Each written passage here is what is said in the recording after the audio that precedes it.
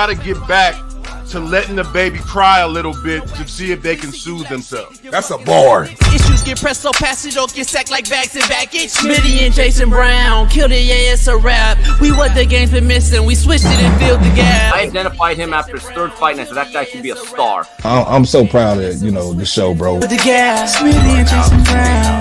Coach JB Show.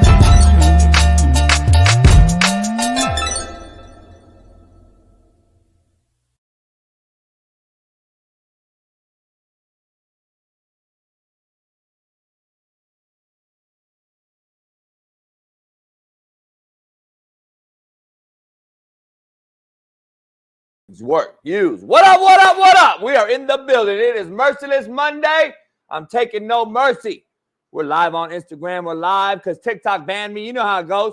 But it is what it is. Only the realest show on planet Earth. The Coach JB Show with Big Smitty. It is Monday. That means Merciless Monday. I'm taking no mercy as I rock the bucket hat. You can find on CoachJBStore.com, plus all my other merch, my best-selling book, Hate Me Now, Love Me Later, plus all things real on the realest platform on planet Earth. We got this, we're going to get this party started. All of it brought to you and powered by BetUS. All you bettors out there, head on over to BetUS today. Use my promo code CoachJB and get you 150% bonus on your first deposit up to $2,000 today. BetUS. Go down over there today. Use my promo code CoachJB. We got a lot going on today, man. It's Super Bowl champ Eric Weddle Monday, E-Dub Monday.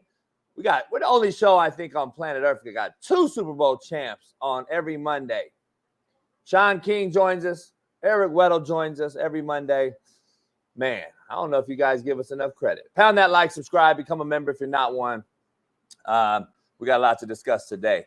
As you saw on the thumbnail, Dak is whack. Can't wait to dive into this one, boy. God damn. Let's get into it, man. Addition by subtraction, is my thing. As you all know by now, that's my saying. I love saying it. Addition by subtraction is a real thing. The Dallas Cowboys went 5-1 with a guy named Cooper Rush at quarterback a few years ago. Everybody said he couldn't win in long term, though. Well, what have the Cowboys done since? I mentioned that the Cowboys could win with him 2 years ago, but what do I know? Everybody said, oh, no. Okay.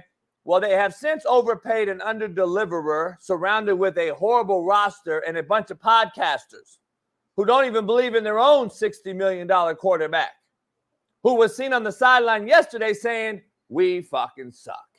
So owners, GMs, and coaches, all you in the NFL are overrated. Coaching is overrated. And you guys all bow down to corporate sponsorships, TV contracts, and mainstream media outlets. That's what you do. You feel that you need to overpay a bunch of average QBs, when in reality, you could probably have a guy on the roster right now. You probably have a guy on your roster who can win you games. Cooper Rush in Dallas did it.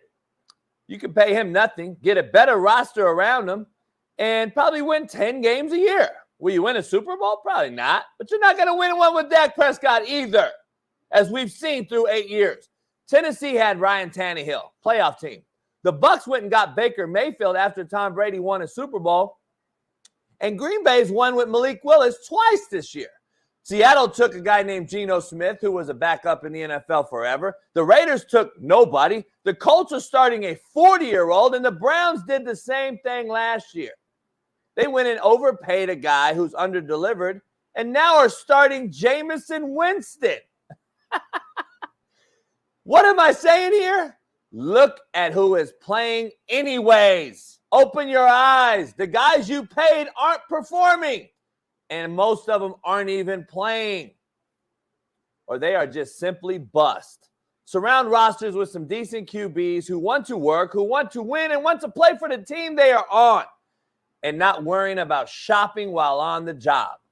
And watch how good you can actually be by saving some money and making your team better. But what do I know? Let's dive into it, man. The Cowboys lose again, as Dak Prescott had 2 potentially significant injuries.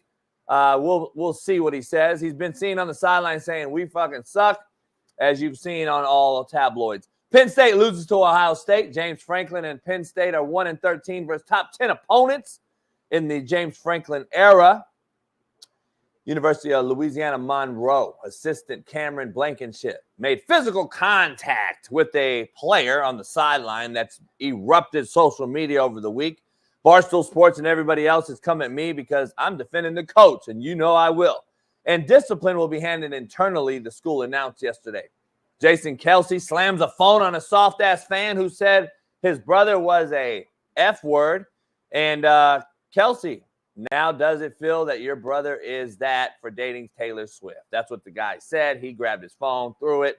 It is what it is. I'm glad he did. Kudos to Jason Kelsey. Clap it up. I can't stand you soft. Lincoln Riley and USC lose to Washington. USC falls to 3-5. Michael Thomas goes off on Derek Carr, the walk by faith, not by sight quarterback for the Saints, as he throws up a Hail Mary medicine ball to Chris Olave.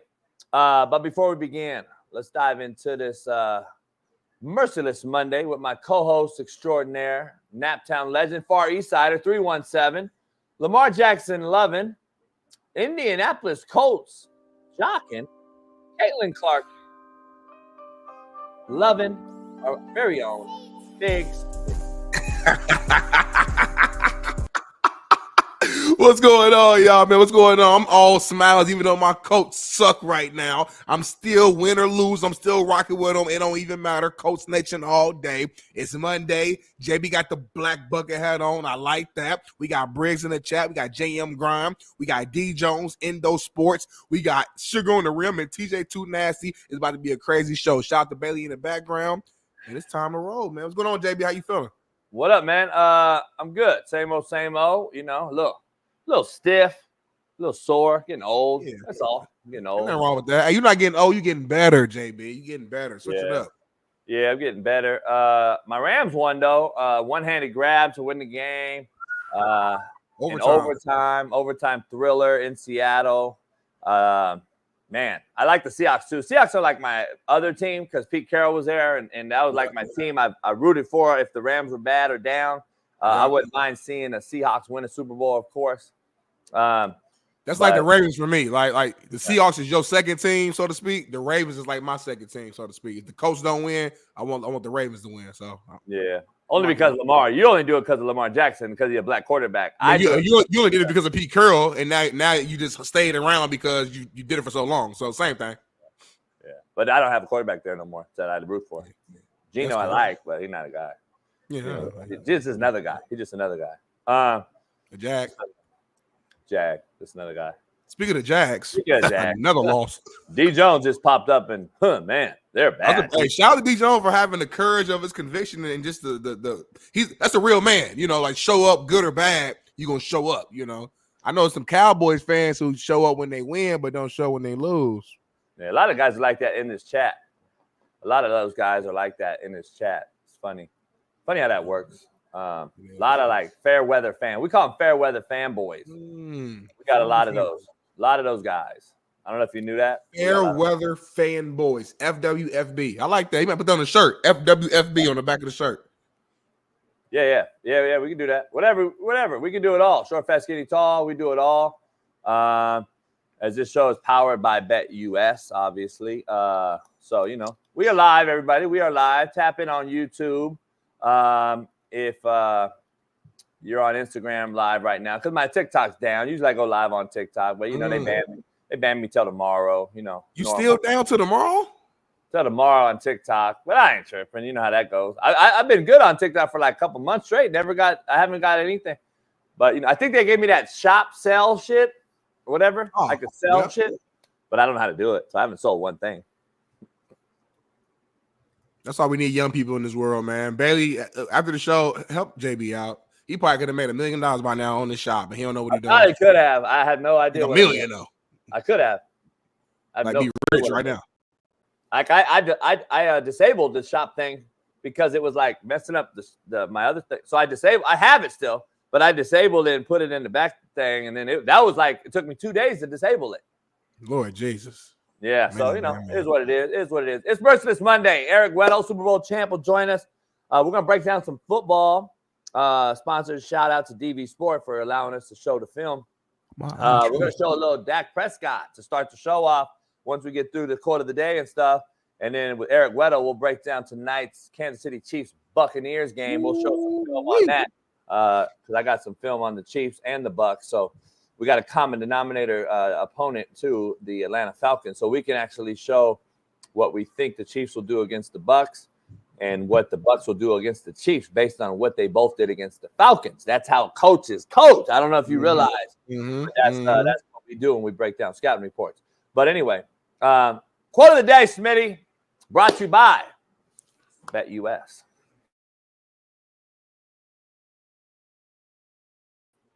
What up, what up, what up?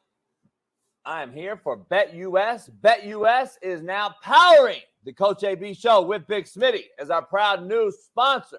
Head on over to BetUS today and bet all things Major League Baseball. We're in the thick of the playoffs. NBA is getting ready to start up, and the NFL is right dab in the middle of the season. You can bet it all on BetUS. Short, fast, skinny, tall, they bet it all. And make sure you use my promo code CoachJB and get you 150% off up to $2,000 on your first bet and up to 125% off on your second and third bet if you choose to do so. Plus, you get insurance protection and gambler's protection on both second and third bets. So make sure you head on over to betus.com, use my promo code CoachJB, and make it happen. BetUS, the best offshore book in the business. Head on over there today. Is that proud new sponsor of the Coach AB Show with Big Smitty. BetUS. Go check it out. Peace. Yes, sir, Smitty. Yes, let's get it cracking. Let me get this out. Let me get it situated. And my contact, I had to take my contact out, JB. Got my eye. I slept in my contact, and now my eye all messed up right now. I just took it out, so I got one eye right now. Like a pirate. I never had to deal with that. I got great eyes, so I never had to deal with anything fake in my system. You blessed, man. You blessed. You have no flaws at all. Best blood, best vision. You're the strongest person. You're the tallest, the biggest, the fastest, the most money. You're the smartest. You know everything. You're the toughest. You can fight the best. You can wrestle the best. You can jump the high. You can guard the best player. You could throw the best ball. Best deep ball, best dig route. There we go. I was waiting for the ball. I was waiting for the throw. Yeah, like you just do it all. Short, fast, skinny, and tall, man. You make the best palomas. You the best griller. You cook the best. You know how to raise and bred the best dogs. Look at this. Look at this. Right on cue. Look at this ball right here by JB. Great fucking feet, timing, precision. That was JUCO back in the day right there. I got to say, great throw. You got to see my college film. God. It's a great throw because the coverage was pretty good, but you beat the coverage. A great throw beats good coverage. That was an NFL corner. That was an NFL wideout too, though. That was Nate Turner. Yeah. Two things to be true. Why you crying, homie? Nah, just let me see.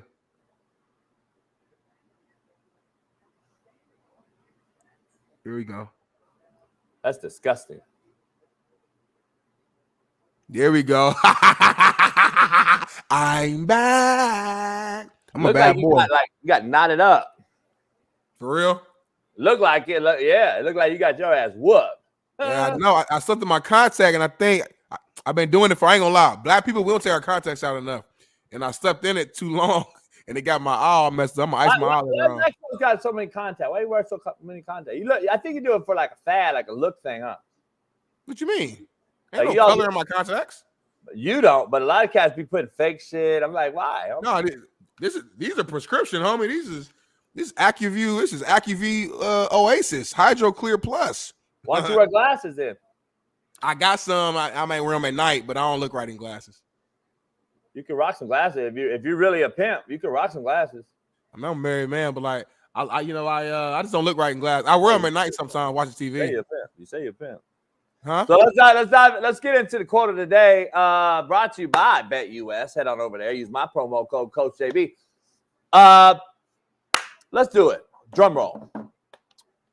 Pay attention to what people tell you out of anger. They have been dying to tell you that. That's real. Because when they mad, JB, that's when the truth comes out. It's almost like when a drunk man or a drunk woman is around and they start to talk and they yapping. Listen to what they saying. Those are some deep beliefs that's been in their heart. They just was waiting for the moment to say it. I like that a lot, what you just said. If you piss me off one day, JB, I'm going to tell you how I really feel about you. We'll see. Hold on real quick. Bailey, I'm sending you a text with Allen in it. And he wants Shout out to Allen, man. Allen doing this thing, man. You know what I mean? Really good dual threat quarterback. Now he's running his own business. He's in the chat every single day. That's the homie. Shout out to Allen, man, my brother. Bailey, I just put you and Allen on a thread. Get him that video right there. You can post it on some JUCO Frenzy stuff. Contrary to belief, brought to you by Prize Picks and Skybox Sports. All you guys that want a man cave or coach's office or what have you, Skybox Sports right behind my head. Use my promo code CoachJB, get 10% off of the ticker. You can get a 96-inch ticker. You can get a 68-inch ticker. You can get different sizes. So head on over to Skybox Sports and get you a ticker today. They're fire. Hook them up to the Wi-Fi, Smitty.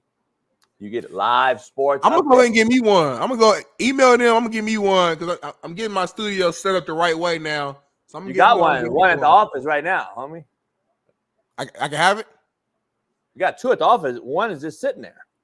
Does it work, though? Yeah. We just got to put a power to it. Okay, man. All right, cool. Appreciate it. I'll sell it to you. I'm gonna go use my key, go into my studio, and just take it. Change the locks already. Prize Picks and Skybox. Contrary to belief. Smitty, life is summed up with 3 words. Contrary to belief. It goes on. That's all. That's contrary to belief. No matter what you're going through, JB, it could be good, bad, ugly. You're going to wake up, the sun going to come out, and life going to go on, and it's going to move on with or without you. No matter what. Ain't that something, though, JB? You know, when I was young, it's like I knew that, but I ain't know it until you really start to grow up and start going through stuff. You're like, damn, like, I'm so sad right now because X, Y, and Z, whatever happened, but nobody cares. The traffic is going to be there. Everything. I'm telling y'all. It's crazy. Nobody cares, Smitty. Nobody cares. I ain't never heard of a cat pull over when the ambulance is behind them and pray and sit there for an hour after the ambulance passes their car by and sit there and talk about who was in the ambulance and what could have happened to them and all the bad things that could be going on. I've never seen it. Ambulance go by, motherfucker, get right behind it and follow it. If anything, they get mad. Like, oh, like, you got to get over. I got to pull over. Nobody cares, homie. Nobody cares. Even when I've lost family members and stuff like that, like I'll lose a family member and I'm like, I'm all down and out. I'm thinking the world is about to end. Everybody else fucking smiling, dancing, walking around, taking care of their business. So it's like, damn, like life goes on no matter what the situation is. That's something you got to learn, you young folks. Yeah, you too. Denzel, JUCO, Jordan Ortega. Y'all young folks, listen up. Take notes. Smitty. No, I'm an OG. I'm gonna be 31, homie, in 2 months. Matter of fact, what you doing for my birthday? You about to be 31. That's old, homie. Like not old, but like I'm a grown ass man now. Got the head job. I think I got the head coach's job at Compton College at 31. I was the youngest head coach in JUCO. I think I got it at 31. I was the youngest head coach in college. I'm gonna say I'm a grown ass, but like if you're 31, you a grown ass man. Like regardless, you a grown. Nah, JB. Stop. So in the hood, we grew up. And our OGs used to pull us aside and say, how old are you today? And we're like 30. And they'd be like, man, your life's just beginning today. Right, I know, I'm saying. But now I've crossed that line now. Now I'm finally, like, I'm a grown-ass man is what I'm saying. So what are you doing for my 31st birthday? Are we going to do, like, a big-ass, like, show? Or are you going to – yeah, can we do, like, a yacht party? I'll probably be on my boat, yeah. That's cool, but, like, can I do a party on your yacht while you drive? No, it's your birthday. You'll be probably doing your thing. I'm going to be on the boat. Somewhere outside, out there. But I figured you would want to do something for your Cole's birthday, though. Like, you would want to do it. Oh, what we're doing. You said what we're doing. Like, I mean, yeah. I mean, basically, what are you doing for my birthday? What are you setting up for my birthday? Nothing. I didn't know I was doing something for your birthday. Wow. Wow. Now I see where I stand. Now I know that me and you ain't really homies like that. We just work together and we move on. That's cool, but now I know that, though. So thank you. So wait, move on. We good. To get on my yacht, you're gonna have to make. If you're gonna get on, we're gonna go like fast. That's fine. Who are you bringing? I mean, you got room for 8 people, so I'm gonna bring 6 other people. I got room for 11, 12 people if I really want to, but it's a weight capacity. Well, I don't want to take that risk. So, are you bringing any whites? Not on my list. Only reason I asked that, like, is everyone gonna be down to like swim if something cracks off? Are you guys cool? You want? Are you? Yeah, like if something cracks off, are you gonna jump in the water, homie? If something Black people know how to swim, homie. Contrary to believe, we go to Mexico all the time together, do black trips. We go to Jamaica. We go to all these different islands. You go in the pool and hold a drink like this, homie. That's not. No, we get on the little catamaran, homie, and we'll be jumping in and snorkeling and shit, homie. In the ocean. And you got life vests anyway, so we good. Why you sipping? What you sipping on, homie? It's dark water down there, homie. That's shit. I wouldn't even get in that motherfucker. I mean, I'm not getting there, but we know how to swim is all I'm saying. I might push you enough for your birthday, though. You would? If you push me, I'm going to grab you like this, though, and pull you in at the same time. Yeah, you won't. I'm too quick. But that's what we would do, though. You know how back in the day, you like used to sock someone in the arm and shit, his birthday or whatever? I just push you in the water. That's funny. And then what happens? They drown and you laugh about it? You crazy dude. Then I get on. Nobody knows because it's dark. It's out there. Nobody knows. But anyway, we got a lot to discuss. Lots to go on. We're going to poll questions, man. Let's dive right into the poll question as you pick your nose and fuck with your teeth and your eyes and all that. No, I'm comparing my eye. My eye look a little swollen at the bottom. I gotta get an ice pack. Dude, look like you got dotted. Give me an ice pack. I don't like that. Poll question, Smitty. Everybody in the chat chime in. Put some energy in the air and drop a question if you have one. Should the Cowboys bench Dak Prescott? That's the question. That's the poll question. And Cowboys in a rush to move on from Dak. Ooh, that's a cold thumbnail. I'm just telling you, Smitty. He came in and balled, did he? Didn't he come in and ball last night? It's kind of crazy. He was solid. He was solid for a guy that never plays, and no. I like really Cooper. I mean, that's my hashtag Maction. You know what I mean? Don't get no reps ever, and then don't really get a lot of money. It's crazy how these motherfuckers just really go out there and overperform, underpaid. But then we got underperformed, overpaid, which has saturated the NFL. But anyway, let's just discuss this guy, Dak Prescott. I just got to ask you. He's been seen on the sideline saying we fucking suck. I mean, where you at with this cat? You can't start Cooper Rush over Dak for multiple reasons. And don't say just because of the money though. That's not the only reason, but that's one of the reasons. Let's try to avoid. I get the finances, but let's try to avoid that. And just but no, the biggest reason I love Cooper, he's not better than Dak though. It is what it is. We've seen Cooper in previous years be in the start for the Cowboys for like 5-6 games, and they win. He's solid.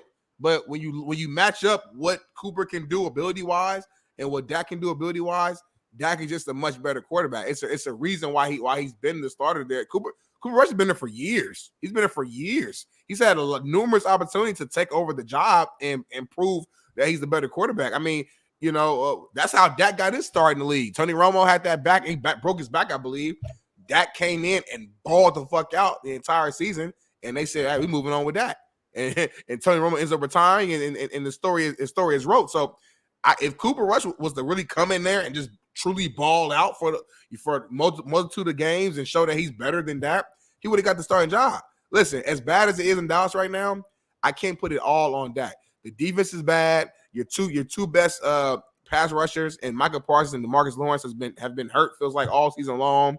Trayvon Diggs playing with, but he was questionable going into this game with I think a hamstring or a leg situation. The running game is non-existent. We saw right before the game that Ezekiel Elliott was a healthy scratch being left at home because he's been having multiple team issues and showing up late. And they just now to their credit or to his credit, Rico Dowdle, the running back, he actually played decent last night. But overall, the running game has been non-existent. As far as wide out, outside of CeeDee Lamb, who else is doing anything? So, this is a team issue right now. It's not just Dak. He's the quarterback. He's the leader. He's going to get the most blame. He's going to take the biggest slice of blame. But at the end of the day, this is a bigger team issue that I think they need to blow this team up after this year and figure out a new direction, whatever that may be. But starting Cooper Rush over Dak isn't going to change things. It's not going to take you from a 12-5 season, making the playoffs, winning a potential, first round game to going to the Super Bowl. You're not going to the Super Bowl with Cooper Rush. As much as I like Cooper, good backup, good serviceable quarterback, a action guy who I strip sacked in college, he's not better than Dak Prescott. So if you want to move on from that, go get somebody else, like from another team. Go do a big time trade. Go find a way to do that. But Cooper's not your answer. Well, guess what? Dak ain't your answer either. True. So that's what I'm saying. How do you know? We've seen Cooper Rush. Yeah, that's how we know. We've seen him. He's 5-1. He's 5-1 What are you guys? What are the Cowboys right now? Hold on. That same season, Dak, what was his record? What was Dak's record? We always say he's 5-1. What was Dak's record the rest of the season? But what did they win?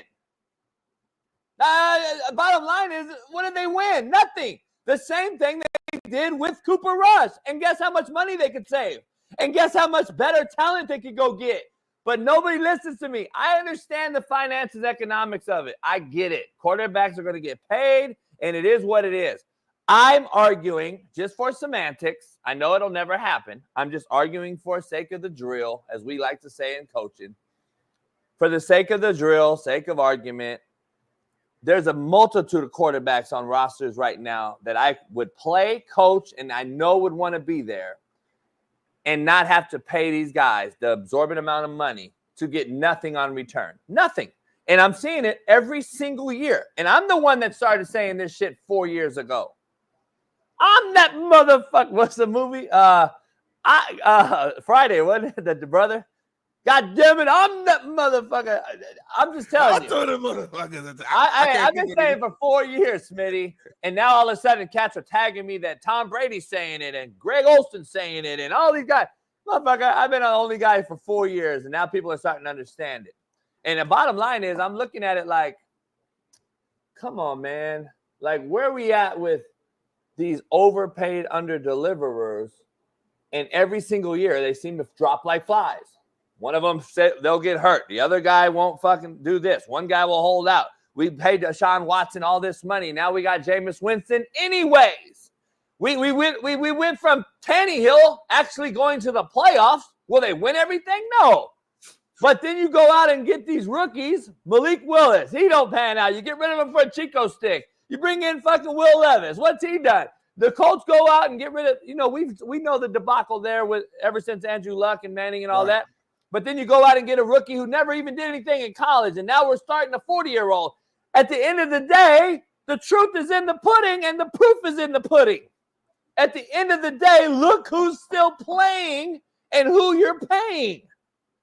I didn't put out a shirt. Look who's playing and who you paying. Like, you're paying somebody that's not playing, Smitty. At the end of the day, the return on the investment makes 0 sense to me. Like, I just don't understand it. I don't understand the logic. I'm not that smart. I get it. I look at college football the same way. The presidents who got PhDs, who hire 8 athletic directors with master's degrees, and then they don't hire the coach themselves. They go hire a search firm, a bunch of lawyers and agents who have not a clue what's going on their campus, with the recruits on campus, with their current roster on campus, who's the parent is, who they've dealt with, and they go hire some outside source. It's all bullshit politics, dog.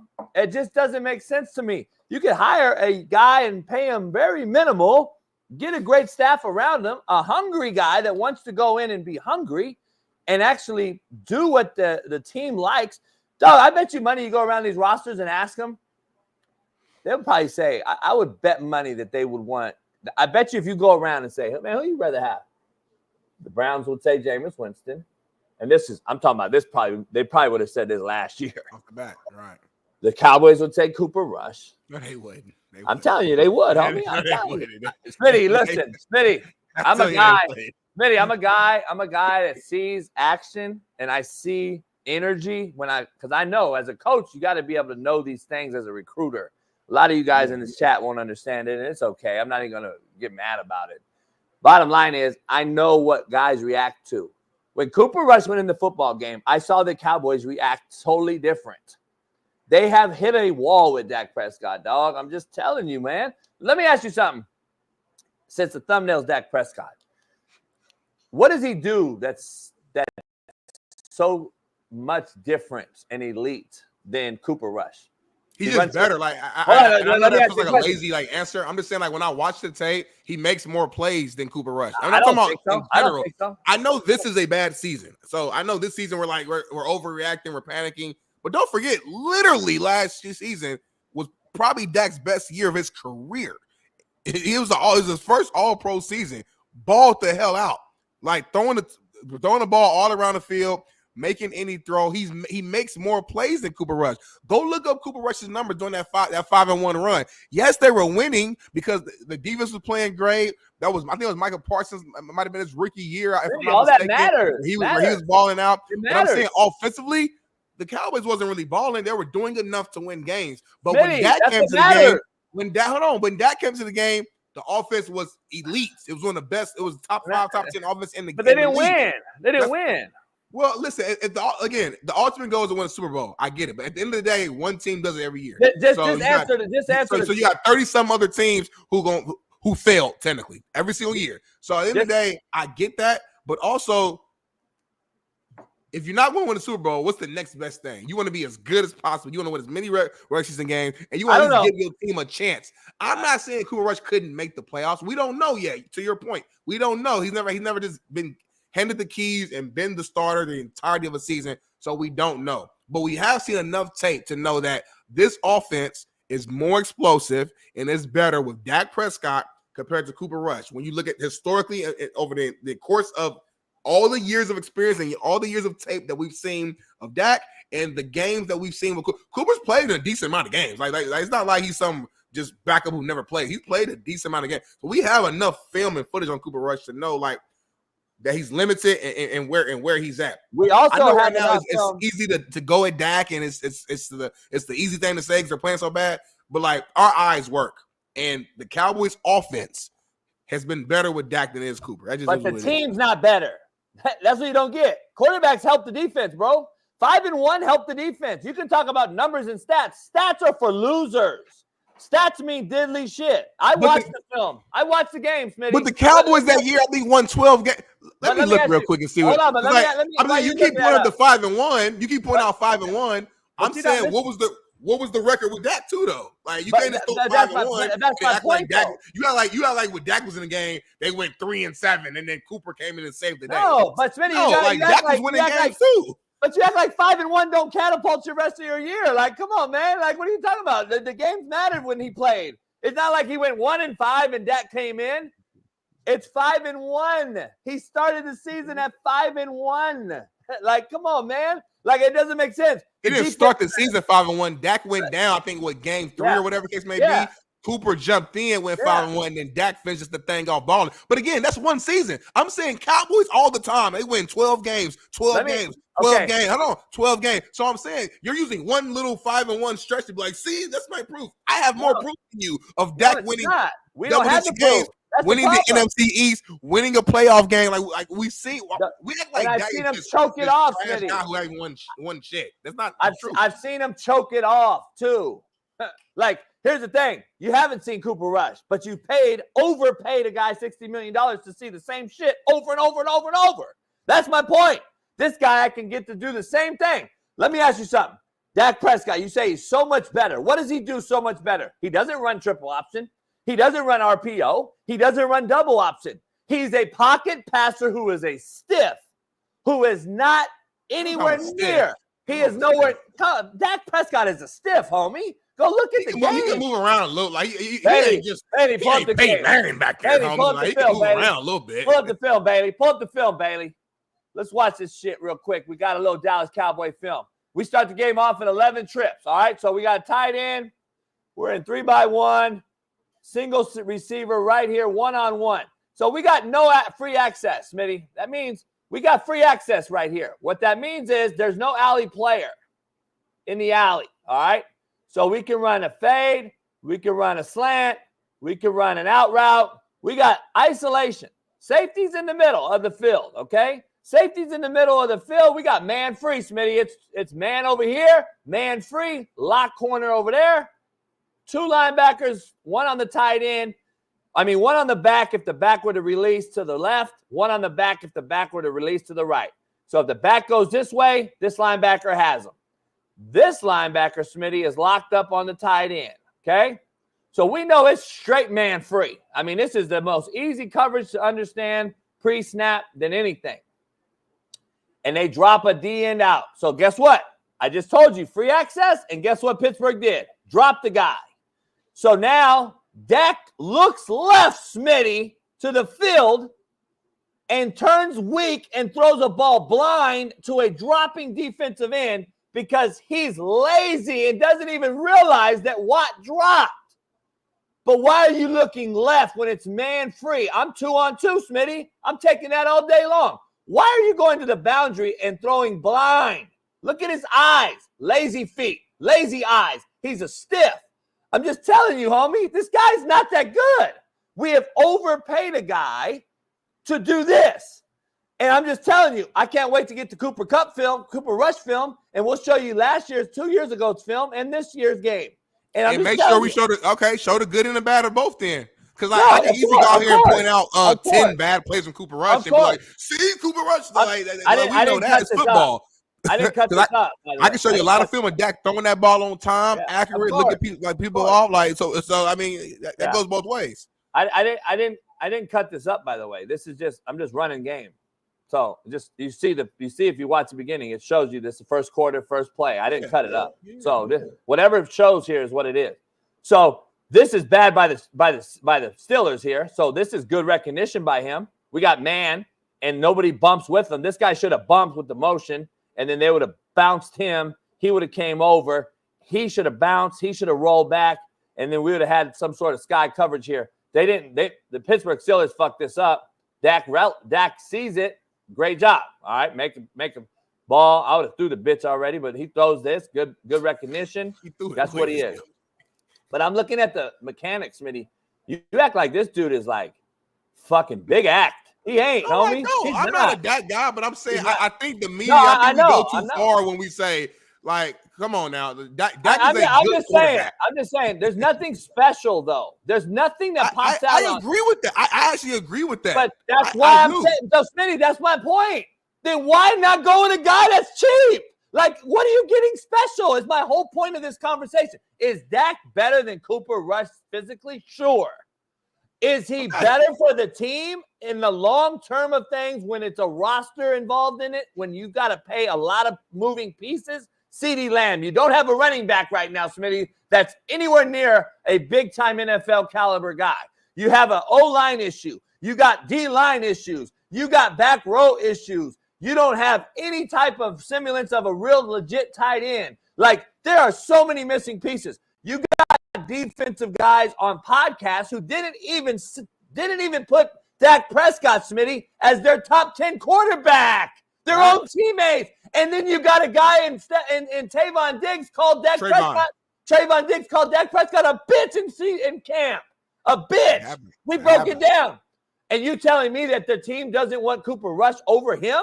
I disagree. I think the team would take Cooper Rush in a fucking New York minute over Dak Prescott right now. I think if we were able to talk to any players behind the scenes, they may say they want another quarterback, maybe. They're not saying they want Cooper Rush over Dak. I don't believe that's who's on their team, Smitty. I'm just talking about. Yeah, I know. And you got to go with it. It's just like the election. You got to go with whoever you think is the best. Just like the Browns. Just like the Browns. Playing good right now, but Cooper Rush. So let me ask you this: do you think Cooper Rush?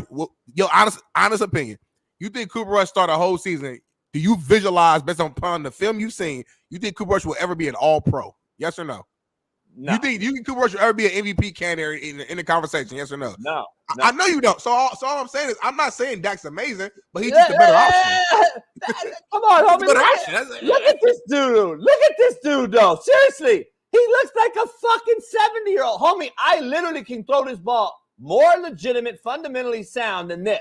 Like his left foot's stuck in the ground. Like he is not that good. He's old and overrated, homie. I'm just telling you. My point is, let's move on. My point is this: I don't need my quarterback to go win a Pro Bowl and go win an MVP, homie. How many MVPs have won Super Bowls lately? I'll wait. How many? How many has he won when he won the MVP? MVPs don't win Super Bowls, and Pro Bowl quarterbacks don't win Super Bowls. That shit's overrated, homie. Give me a guy that wants to be there. Let me ask you this, though. How many Super Bowls have been won by average quarterbacks? I'll wait. I'll wait on that, too, though. I'll wait on that, too, though. Flacco. Yeah, name them. We got. But hold on. But you know what? We know. We call Flacco average, but if my memory serves me correct, in that playoff, the motherfucker wasn't average. Motherfucker looked like one of the best quarterbacks in the game. But you sure? That's my point. Foles, that's why the Ravens always forget Trent Dilfer. Yeah, like we can name the handful of guys, but on the opposite side, we know that most Super Bowls are won by you gotta have an elite quarterback. Troy Aikman, Mahomes, Peyton Manning, Drew Brees, Tom Brady. Like, so I'm saying quarterbacks matter to me. But they all have something, though. They all had something, though. Let's be honest. They all have something else, too. Like, Trent Dilfer is not winning without the defense. Either is Mahomes in Kansas City. Either are these other guys. If you look at the great quarterbacks, they basically had to do it on their own. Even when Peyton won it, guess what? He had to come back. He had to make some major shit happen to win that Super Bowl, just like Brady had to do against Atlanta down 28-3. These guys have had to do something that other guys just can't do. On the flip side, the other guys who have won it have had everything go the right direction at the same time. They had a great defense. Special teams helped them. They had a call go their way. They had something, and they weren't Super Bowl MVP type of quarterbacks. They were guys that just managed the game that had great, like, what do I want to say, aura. And you know what I mean when you're on the football field. Yeah. You got this fucking glowing thing that's going on. Everything's working right for you. Yep. Those guys had that. You don't need it with Dak. You can get a lot of guys to do what Dak's doing is my point. Let me just say it that way. A lot of guys could do what Dak's doing, and that's my point. Let's move on. We got lots to discuss, and this one's a discussion. ULM assistant Cameron Blankenship. His time was running down. They had too many on the field. He had to get off. And, you know, he's running and shit. And Smitty, I don't know, man. Go ahead. You could go on this, but it is what it is. Like, listen. Is he being probably a little overly emotional? Sure. But at the end of the day, like, I've seen coaches spaz out all the time. I've seen coaches go at it, and players got to hold them back. I've seen coaches yell at players in practice and games. It's a very emotional game, y'all, and so much is at stake when you playing football, especially for these coaches. These coaches, they lie. C4 don't ever do that again. I bet he'll never go out there again on whatever's what happens. Players yell at we saw last week, two players on the sideline swinging on each other, get into it. This is just the energy of a football locker room. I'm not saying it's to the people who don't play football or to the regular everyday American. I'm not saying it's like a healthy thing to do, but it's football. Football is different in real life. This is how we communicate on the field in the locker room. So when I saw that, I'm like, listen, he didn't hit him. He didn't like punch him in his face. He just ran up on him yelling, and that was that. So I don't have too much of a problem with it. That's my reaction. Yeah, it's comical to me because not one player, coach, or ex-player or ex-coach even batted an eye at this. We didn't even know it was a big deal. It didn't become a big deal until like nobody's on Barstool, Brandon Walker, guys that I've been on their show, who never played our coach, by the way, he's a talking content creator guy. Jeff Nadu used to work with, and Jeff Nadu, same way, has no idea. We argued yesterday on the helps him do home, and the guy's passionate, and the kid's passionate because they're passionate in meeting rooms all week long, in individual drills all day week long, in one-on-one scenarios, in pass pro, in inside run drills. You fucks have no clue about. So just stay in your lane and talk about fucking Mississippi State, motherfucker, because you don't have a fucking clue about any of this shit. And all you guys, they're all fucking talking about a guy who's over-emotional because you never played. You're content creators who play video games. You don't know what emotion is like. You don't know what it's like to let your fellow brethren down when it matters. When you've cried, bled, and sweat together for fucking 10 months, and then you have a mental error, you don't know what it's like when everybody is looking at you like, fuck, Johnny, you did that? So the coach has to do what? Defend the other guys in the room for your fuck up because that's what they do. But you would never understand it because you've never done it. You've never lived it. All you can say is what you think content is about. and how this guy's an emotional wreck on the sideline. He's childish, blah, blah, blah. Because you have no fucking idea. But Eric Weddle, Shaun King, Matt McChesney, fucking every player that we have on this show, and I said exactly the same thing. What's wrong? Like, what the fuck's wrong? What's the problem? Right. Like, I seriously. But we're in a cancel culture world and era where now you film something and you're going to be captured, and now it's going to fucking. And then you see Jermaine Johnson and all these guys come out and defend me, and then everybody goes, oh, fuck. Crazy. Because you're fucking nobodies. You have no clue about what this world is like. Stay in your fucking lane. Stay in your lane. And by the way, the players on that team pushed their own coach on this same team, but nobody talks about that at all. Nobody talks about that. The kid's okay. And then the second point, Smitty, and I know I'm rambling. The second point, second point of this whole thing is this. These Barstool fucks and these fanboy nobodies, on one side of their fucking mouth, they come out and talk about their kids. Which one is it? Are they fucking kids or are they grown men? So then the second part of that second part, Smitty. The third part. Stay with me here. They're kids and shouldn't be treated that way by a grown-up. But then they're grown men, so don't put your hand on me. But then they're kids, can't get yelled at. But then they're grown men, pay me. Wait, what? So hold on. So we're professionals then, right? We want to be professionals because we want to get NIL money, and we want to be able to enter the portal anytime we want because you yelled at me and I can leave, and I'm professional and I'm a grown man. Don't fucking test me. I'm a grown man. Don't put your hands on me. But then you're a bitch because now you're crying over spilled milk and you want to transfer because somebody yelled at you. Are you a grown man or are you a boy, a little kid? Which one is it, Barstool? I'm confused as to which one are these guys. Are they or are you just wanting your cake and eat it too, all you content creating fanboys? Because I'm trying to figure it out. Like, are you professionals or not, Smitty? Yeah, that's a good point. It's like you want to be an adult when it best suits you, right? When it benefits you, when the NIL dollars coming in, when you want to be treated a certain way, but then if you're a kid when it best suits you as well. It's like you're trying to be on the fence and use both sides when it best suits you. So like this guy, like DMV living, he don't understand because he's going to defend the young men. They're not young men yet. That's the problem. They're 17 to 21 year olds, and they have to be taught how to be a man.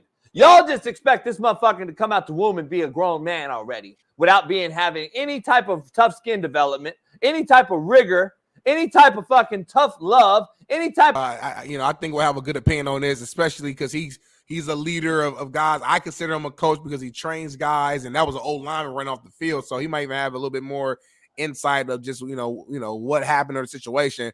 My guy, Matt McChesney, is here. Let's bring him on board real quick, man. How you doing, Matt? Morning. Good morning, man. Good morning. I don't know how much of that have you heard, but basically, people are reacting to this coaches, I guess, yelling at players. I mean, the only reason this is a thing is because of social media. I don't know the context of what's happening or why it's happening. The kid's hustling off the field. I'm sure he was wrong in going on the field. That doesn't make him a shitbird. It's just a screw up. The coach is still college football, and every time a coach loses his mind on the field, you can't fire him. Right. And every time a kid screws up, you can't fire him. But it's amazing to me the standard that people put on the programs to win, but then they want everybody fired so fast if anyone raises their voice. Matt, here's my problem, Matt. People are so goddamn soft, I don't know what to do with myself anymore, bro. I don't either. Here's the problem I have on these fucking Barstool. Oh, fuck, man. So you saw but he talks like he's king. Fucking Nick Saban. Like he did something. Yeah. It never did anything. He defends Mississippi State. But here's the thing I got, Matt. It's ridiculous. I don't know. When they shut up, Matt? They shut up when you go, oh, so they're grown men that they're grown men and get paid so you can yell at them. But then when you yell at them, they're little kids and you shouldn't yell at them. And then I'm sitting there like, really? And then I look at it, Matt, and these motherfuckers really don't, until you say this, what I'm about to say, they all shut up and haven't heard a response from them. I go, so you mean like the shitbirds that film Lane Kiffin in a fucking meeting room without him knowing? And you defend them though, right? They're okay. But then when the coach yells at him, he's the guy that gets fired. Or that's what you're defending? These shitbirds who are filming a coach, a boys basketball school in Kentucky, a high school guy has to resign because there's a shitbird filming him, cussing at him. But that's okay. That's what kills me, Matt. Like that. How many times, Matt, have you and I got caught on film one time, but then all year long, year after year for 30 years, we're feeding our kids. We're fucking getting them out of jail. We're walking them to the fucking abortion clinic. We're fucking taking them to get fucking. I mean, why don't they show that shit? I haven't done any of that yet, but yeah, I've done it all. I had to take the 2 a.m. call, Matt. Hey, Matt, you know we've taken the 2 a.m. call. Hey, I've had to do that plenty of times. Come on now. Look, here's a perfect example, and I'll just use the high school example because that's the level I'm coaching at right now. And I appreciate that, Smitty, because I've put 520 guys into college in 15 years. So yes, sir. Go ask Trey Zone if I'm coaching. We played Rock Canyon 2 weeks ago, and they're our rival here at Highlands Ranch. And we beat them 70-10. And there was a huge fight in the middle of the game. And like the benches cleared essentially. And the kids went after each other. It was ruthless. And it was wrong. They shouldn't have done it. But it was what it was. I stood in the back and like tried to keep people from rushing the field because if you leave the bench, you're screwed. Yeah. The school, or Mount Vista, where I coach, where my kid goes to school, 10-0, by the way, 2 seed going to the playoffs. Yeah. We had the banquet yesterday. It was awesome. They got like 40 emails from parents and Rock Canyon coaches and like people in the community that were adamant that I started the fight and that I did this and I did that. And I was like, wow, this reputation's really growing. Like it's like what Coach just said, and that's why I bring this up. If you raise your voice one time around sheep, they always think that you're yelling. Right. And that's the thing. Like I got in trouble earlier this year for coaching too hard because the soccer players and the soccer moms on the field below me heard us coaching, and they were like, oh my God, he's so abrasive. No, that's just the way we talk. Like my group in 10 games didn't give up a sack. Like we're nice. We work hard. Like we demand excellence out of each other. There's 3 college football players out of the 5 on the line. Like we got dudes. So we're going to push. And I don't know any other way to coach. I know this young offensive line coach is getting thrown under the bus here. I wish his head coach would come out and be like, well, we coach, so you could feel us. Joel Clack came on my show a while ago, 0 to 60. Actually, we got Phil Lodehold on today, the O-line coach for the Buffs. He'll be on it at 1. So I'm going to ask him about this because, coaches sometimes get fired up. That's kind of our job. But Joel came on and said that if he goes to a practice and he can't feel your coaches, especially your offensive and your defensive line coach, if he can't feel their presence from 50 yards away, you have the wrong coach. Now, am I advocating that this kid did the right thing? I don't know what he did. What did he do? He jumped up and down 3 times and raised his voice and ran over. It's nothing. Yeah. I'm with you, man. Like that's happened to me.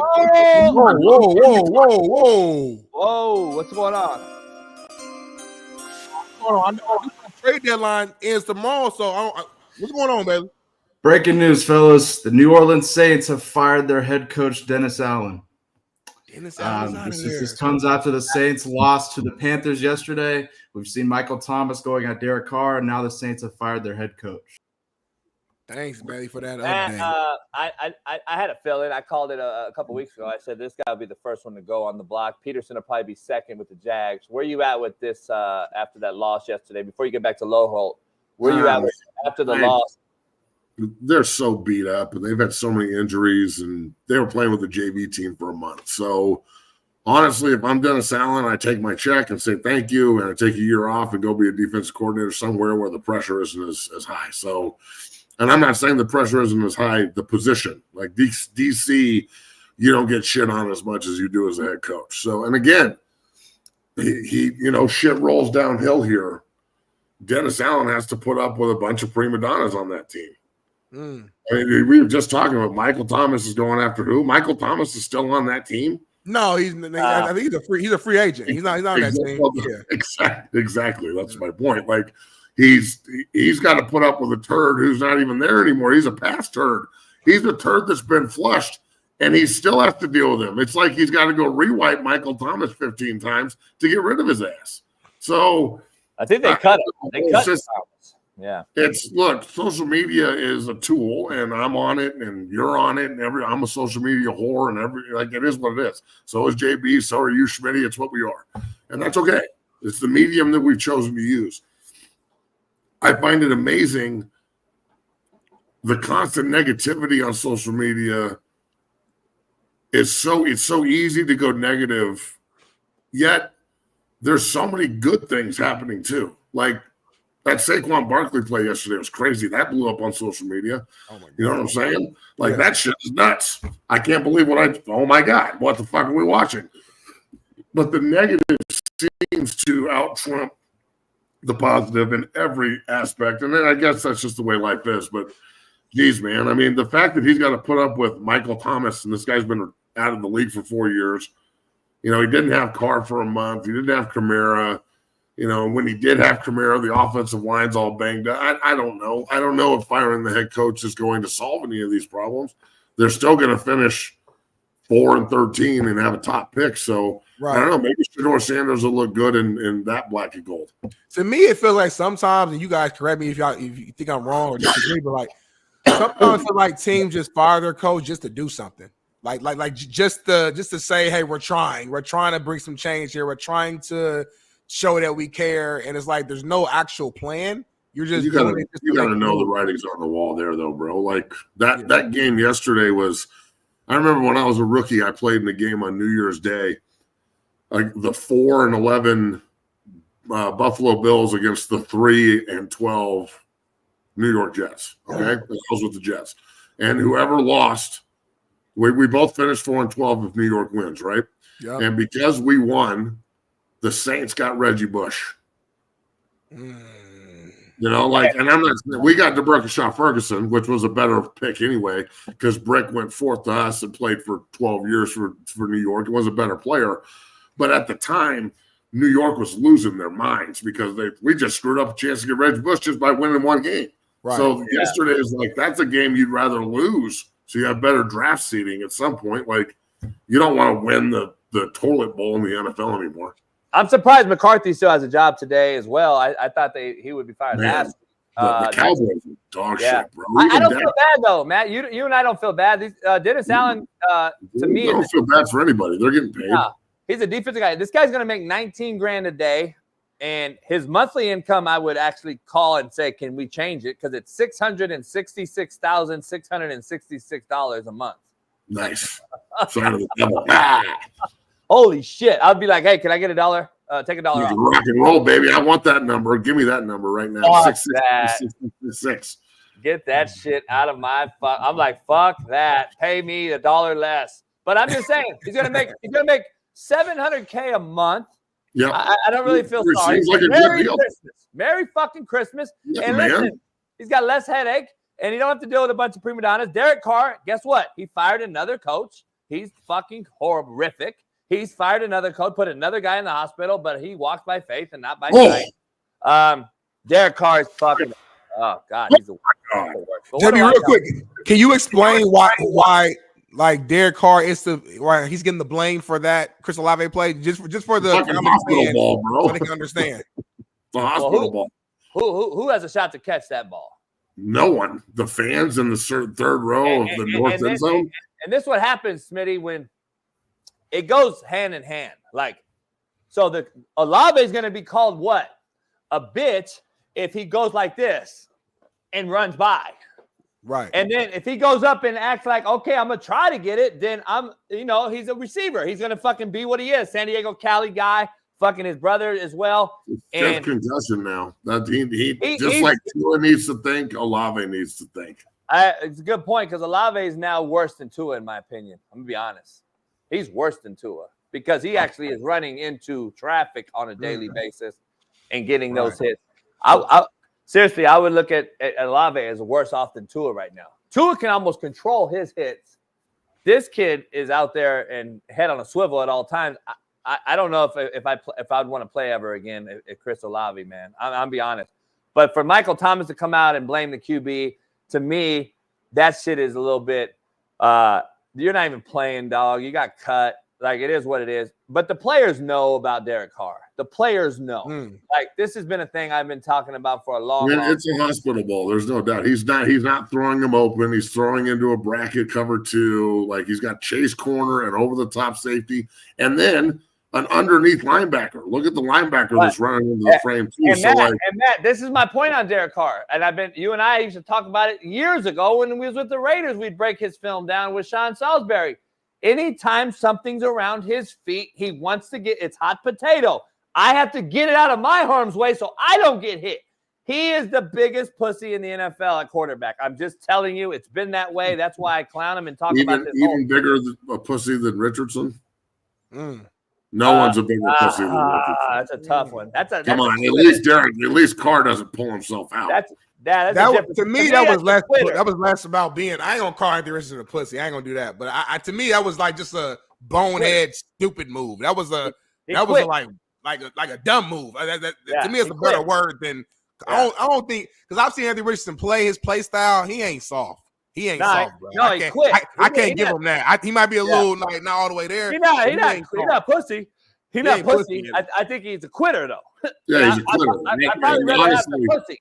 Honestly, ask the chat. Would you rather be a pussy or a quitter? Because I'd rather be a pussy. Ooh, that's actually a good question. At least the pussy will get back up and keep fighting. But a quitter will I'd rather be a pussy. I'd rather be a pussy. Hold on, man. If you pussy, I'd rather be a pussy. I'd rather be a pussy that gets up and goes back and fights again, gets thrown on my head, gets up, fights again, thrown on my head. Because eventually, I'm not going to be a pussy no more because I'm going to figure it out. Well, a quitter's just going to get thrown on his head and be a bitch and be like, I don't want to do it anymore. But Matt, my argument is this. To me, a pussy leads to a quitter. Because if you pussy, you don't keep getting up and keep fighting. If you keep getting up and fighting, then you're not pussy then. But you can be a pussy once. And you can be a pussy 1,000 times. And on the 1,001st time that you figure it out, you ain't a pussy no more. So Matt, let me ask you this. How many pussies do it take to be unpussy? I don't know. Well, it's an individual thing. Like it could take 2. Yes, I can answer this. It could take 10. It could take 1,000. I don't know. Hold on, I'm not a pussy, so I couldn't tell you. Hey, Matt, I've gone through the trials and tribulations of this. I've gone through it. I'm telling you, this is from personal experience. I got hit in the throat as a freshman in high school, running the ball down the sideline. I got hit by a guy named Javelin Guidry. His son plays in the NFL now. He played at UNL. I played at UCLA. His son plays for the Vikings. And he hit me in the throat. And I was pussy for about 3 or 4 weeks. I was scared in the pocket. I didn't know. I was hearing things, seeing shit, shadows. You know what I'm saying? I had to soul check myself and give myself a heart transplant. I literally had to go home and be like, fuck this. I'm not going to go out like a bitch. I got to change my shit. So the next day in practice, I tried to dip on somebody to get my shit out. And I found that you got to give yourself a heart transplant, dog. Derek Carr goes out there. I was the same way, JB. Like real shit. Hey, when I first played football, I'll admit I was soft as shit. I was soft because it was happening too fast. Like I was a late bloomer. I didn't play till 8th grade. These guys didn't play since they were like 6 years old, and they know how to play. I'm out here like, whoa, what the hell? And I'm avoiding contact. I'm not. And one day it was Oklahoma drill. My D-line coach kept throwing me out there. He said, "Go again, get another rep, go again." And I got pissed. And I said, "Fuck it." And then from that point on, I changed. So I know what you mean. And look, I don't know why people like when Karens and you can be a male Karen or a female Karen. I'm surrounded by them. When Karens hear the term pussy, I don't know why that's a bad thing. I don't either. Like, I don't know why quit being a pussy means that I don't want you to be one anymore. And then let's think about this, folks. A good pussy can take a pounding and keep coming. Just fucking keep coming. So I don't know any good pussy out there that can't take a pounding and just fucking stay nice for you and just keep on coming. But sometimes you just got to look at pussy and go, that's a nice piece of pussy right there. You feel me? And I don't want the kid to be a pussy. Hey, you know what I can't do? Pussy can take a pounding. So I'm thinking Monday's rolling. Hey, Matt, you know what I can't do? I can't fucking push my fucking fist through IR5's chest and give him a new heart. That's true. And if you're a quitter once, if I watch you quit, you'll quit again. You'll quit again. But you could be a pussy your whole life and then figure it out one day, and then you ain't a pussy no more. Snap. And now you're OG. Now you're OG. Hey. For real, like when I got moved to offensive line and I walk out and it's fucking Dwayne Robinson, Shaun Ellis, and John Abraham, and I'm like, fuck, man, I've been playing with these guys for 2 years. I know exactly what they're about to do to me. This is going to suck. It took like a month to figure it out. I was getting my ass kicked every day. Every fucking day. It was terrible. Like, I would walk up the field and be like, can I still do this shit? I'm acting like a real bitch right now. I'm playing like a pussy. And I had to look at myself in the mirror and go, do you really want to play offensive line, you pussy? And then the demon on my other shoulder was like, you're not a pussy. And the demon on this shoulder was like, yeah, pussy. And then we went to work. And then I got rid of the pussy stuff and we went to work. So where's that pussy? Where's that pussy?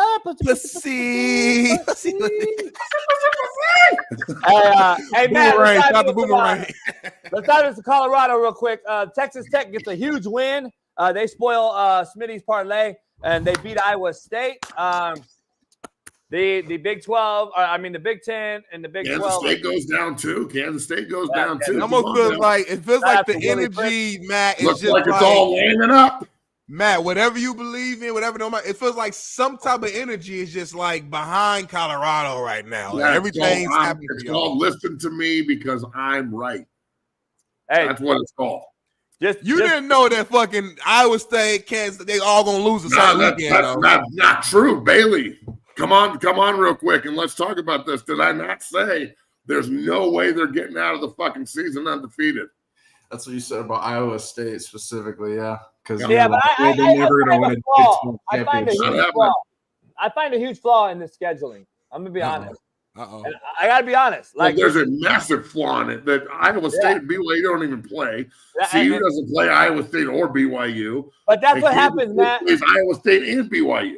Yeah, let's be honest. This is what happens when you make 18-team leagues. This is true. Because the ACC has a similar situation, and so does the fucking there's all these conferences that are like, hold on. So let's just say Pittsburgh didn't get swamped like by an SMU team that who said was better than everybody thought? Me. But anyway, SMU, Pittsburgh, Miami, Clemson, if they didn't fucking lose, they wouldn't even play each other. And then who would really be the fucking ACC representative? And they don't even fucking play. So, like, to me, there's a bunch of leagues that have this problem in scheduling. And maybe not make an 18 fucking team league. Like, it just doesn't make sense to me. Yeah, like, that's the problem. And so now, hey, guess what? BYU, what if they just turn around and lose? Like, anyone can lose one game. And now I just look at the scheduling, and if this power of strength of schedule thing used to matter when it was just 4 in the playoffs, now it seems to have been watered down a bit. Because if that was true, Colorado would already be getting knocked for losing to Nebraska and K-State when Nebraska turns around. I mean, think about it. Nebraska got beat by UCLA. UCLA beat Nebraska. What the fuck? EB, Eric Bieniemy, my guy, you're my fucking guy. I knew you'd walk into Lincoln and give him hell, EB. I'm fucking proud of you, dog. I understand where you're coming from, and I respect it. But at the same time, I dig the fact that there's like 40 teams that are still like fighting for the playoff right now, and we're going into the second week in November. Like, it's huge. I think it's awesome. So, Matt, let me be right. Not to cut you off, I got to flip the question on you. Not to cut you off, but cut you off. If you guys were losing, though, let's just say, like, we'd be out of it, and then who gives a fuck? But not really. That's my point. But not really, though. You'd be like, man, why we don't get to play BYU? Why we don't get to play, you know what I'm saying? Like, well, I feel like that now. I wish we did play BYU and Iowa State so we could get it over with. I know, but if you had more games, like right now, you control destiny. But if you didn't, then you had to get another win. How do you fix this problem then? Like, in my opinion, I think you got to set a super conference. Yeah. Well, I'm cool with that too, but I think they should add like 2 more games. I think we should be playing. I know it's a lot. So, okay. So add 1 more game and take away North Dakota State. Add 1 more non-conference game and 1 more conference game. And just make it so you have to play Power 5 or group of 5 schools. Man, I got a huge problem. I'm just telling you, man. Like, this isn't just the Big 12. Right. The SEC deals with this. The Big Ten's dealing with this. Everybody's dealing with this. Like, where you could have. And when I say I have a big problem, it's not Colorado in the Big Ten. Oh, I know. You can have a team left out just because of rankings. Matt, Oklahoma played fucking Maine yesterday. Why? Why are we playing fucking Maine? I didn't know Maine had a football team. I didn't know. Are they the Lobsters? Because I didn't know they had a football team. They're the Black Bears. Okay, I didn't know they had a football team. I only know that because I played with a couple of guys. Yeah, I've seen a couple players there. I know they have a team, but goddamn, Mikey DeVito still working up for player personnel. Come on, dog. Oklahoma, why? Maine needed the money, JB. Maine needed the money. And Oklahoma needed a dub. See, that's the problem, Matt. That's the problem, though. We have to, because they need money. That's not my problem. That's your problem. The SEC does this every year in November. Fucking Alabama plays Mercer and. Well, they used to. They used to when the SEC was playing each other solely, and they played those shit teams in the middle, which I get. I understood. You had Georgia, Alabama, all these guys. They're doing it this year, bro. Every one of those teams has a fucking November cupcake. Yeah, it's just to me that's the problem to me, man. I just don't understand. Well, but that's the only conference that does that. No one else plays November cupcakes. Everyone else is playing conference games.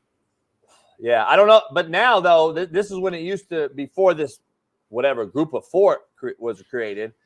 That was a normal thing, right? Or they started off with a Pac-12 or somebody like that. Bama play SC or one of those. At least you got that in the beginning. Nowadays, besides LSU and the USC game this year, they'll fucking play cupcakes in the start of the year and the middle. The SEC? Yeah, all of them. Like I don't know. There were some really good non-conference games this year. Georgia, Clemson, and SC LSU were the only 2 that I could really think of. Well, I'm sure if we went back to the schedule at the beginning of the year, we would find more. But I can't argue with you because I don't know. Like Mississippi State plays Toledo and gets drubbed. Yeah, Mississippi State's not very good. But Brandon Walker, that's all that fucking guy talks about at Barstool. But anyway, I just don't understand. Like, I don't know. Why did Walker go after you? Because you. Who is Brandon? I don't know this Brandon Walker. I'm gonna look him up. I don't like him. Because it's not that I don't like him. I don't know him personally, but I will say I've been on his show. He came on mine. He's cool, I guess, man. He's really got a huge opinion of himself. We'll put it like that. Okay. Yeah. I don't know. But Matt, are you worried going into this week? You had a bye. You get to see Texas Tech play, beat Iowa State, who a lot of people. I'm worried. What? So where you at with this game? Man, I'm worried about the next 4 games, and I'm not worried like in a oh my god we're going to lose. I'm like, thank God we finally have this feeling back where in November something's on the fucking line and it could go wrong. Like that nervous energy that you feel when you have the whole world in front of you and you don't want to fuck it up. That's how I feel right now for CU. So. It's did they learn from the K-State bye? They have 2 byes this year. That doesn't happen every year. You get healthy, you get to go to Lubbock. They're coming off a huge win. They've got a lot in front of them as well, being 6-3, and like it's not over for them. Everybody could lose in the Big 12 again this week, and they could win, and they could be in the 2nd seed. So like this entire next 4-game series is so big for CU, and it starts in Lubbock, a place where notoriously throughout time we've struggled. So it's been a long time since we've been back there. So I don't know if you can really look at the history and really bank on it. But look, I'm looking at the numbers and, going into this as we go through the week on my show, Coach Lord Holt today, and Bailey and I all week and whatnot. You would think that CU would have an advantage, but they are 4.5-point underdogs on the road again. So Vegas seems to think that Texas Tech is going to give them a run. And so do I. I picked Texas Tech to win this game at the beginning of the season. I'm probably reverting on that and say that CU wins, especially after evaluating this all week and everything that's on the line. But I'm not scared of it. It's good nervous energy that you want to have in November, knowing that if you win out, if you're in Boulder and you win out, you finish 10-2, I would think that winning out will put them in the Big 12 title game, knowing that the chaos that's about to ensue. Kansas State, I think they can beat Iowa State at the end of the year, and then all of a sudden you went out and you're in. And then at that point, like, there has to be some real step back from everybody in the country that doubted this and like, wow, this is really working big time. I mean, to say it hasn't worked up to this point is ridiculous because they could lose out and it would be an extremely successful season. So I'm really excited about the next 4 weeks, bro. I think that they've got the whole world in front of them. It starts 2 p.m. Saturday in Lubbock. Big new kickoff's going to be there. Mm-hmm. It's a big-time football game. Every one of their games has been nationally televised. This is another Heisman moment for Shedeur and Travis now. Travis is all over the place, flying all over the country, doing this thing. So, yeah, man, Colorado's the mecca of the football universe right now, and I'm fucking pumped. Yeah, man. Yeah. But the problem is, Matt, man, a lot of the naysayers, let's say Colorado does win out, go 10-2, Big 12 championship, and all that. I already hear the naysayers in my ear saying, well, that's what they're supposed to do. Look at their schedule. The competition was so bad. I mean, they're supposed to go 10-2. I mean, I didn't hear for doing what you were supposed to do. So I didn't other than Klatt and I didn't hear one person say that this team had a chance at the Big 12 title. I didn't either. Not one. I didn't either. I remember when they put the Big 12 title game on their schedule, and everybody laughed. Now, why would you put that on there? This is fucking why you put it on there. It's called manifestation. It's visualizing where you want to go and then making it happen. So, yeah, I'm pretty pumped, man. I can't wait, to be completely honest with you. And I also, if and when all this plays out, I can't wait to rub everybody's fucking face in it. Yeah. And if that makes me a sore winner, then goddamn it, I'm going to be porn star. You deserve it, Matt. Yeah, man. It's been 20 fucking years. It's been a long time, right? It's been a long damn time. Hey, the gods have aligned Colorado to win it. I'm telling you, this year. Not the whole thing. Not the whole thing. The division, the league. I think the league, no doubt. Horrible. The league flipped. I can't remember the last time I saw like people predict a league and have the entire league flip. Like the bottom of the Big 12 is now the top of the Big 12, and the top of the Big 12 is now the bottom. Utah's last. Utah is last. Yeah, Edub's going to come on. Shout out to Edub. He'll be on in the show, but his team went 8-2, and they're in the big time Division I playoffs here in SoCal and Southern California. Nice job, Wed. So yeah, he's got. His team. I got to call Jordan Gross back. I got to call Jordan back. Fuck. Weddle reached out to me about Jordan. I forgot to call him back. I don't know why that just sparked that in my brain. That's fucking. That's how brains work, man. You say one thing. Probably because I said Colorado has a weak schedule and shit. I don't know. What does that have to do with Jordan Gross? He played tackle with you. What a dick! You see this fucking guy? He's always got to come back in from the left. Hey, I can't see over there, and that's fucked up. Colorado could win the damn whole thing. The Natty, I could win the Natty. And JB, well, I mean, fuck. Look, if Colorado wins the Natty, okay, I'm just saying this. I'm not going to like stick a burrito up my ass or anything, but I'll cut my pinky off.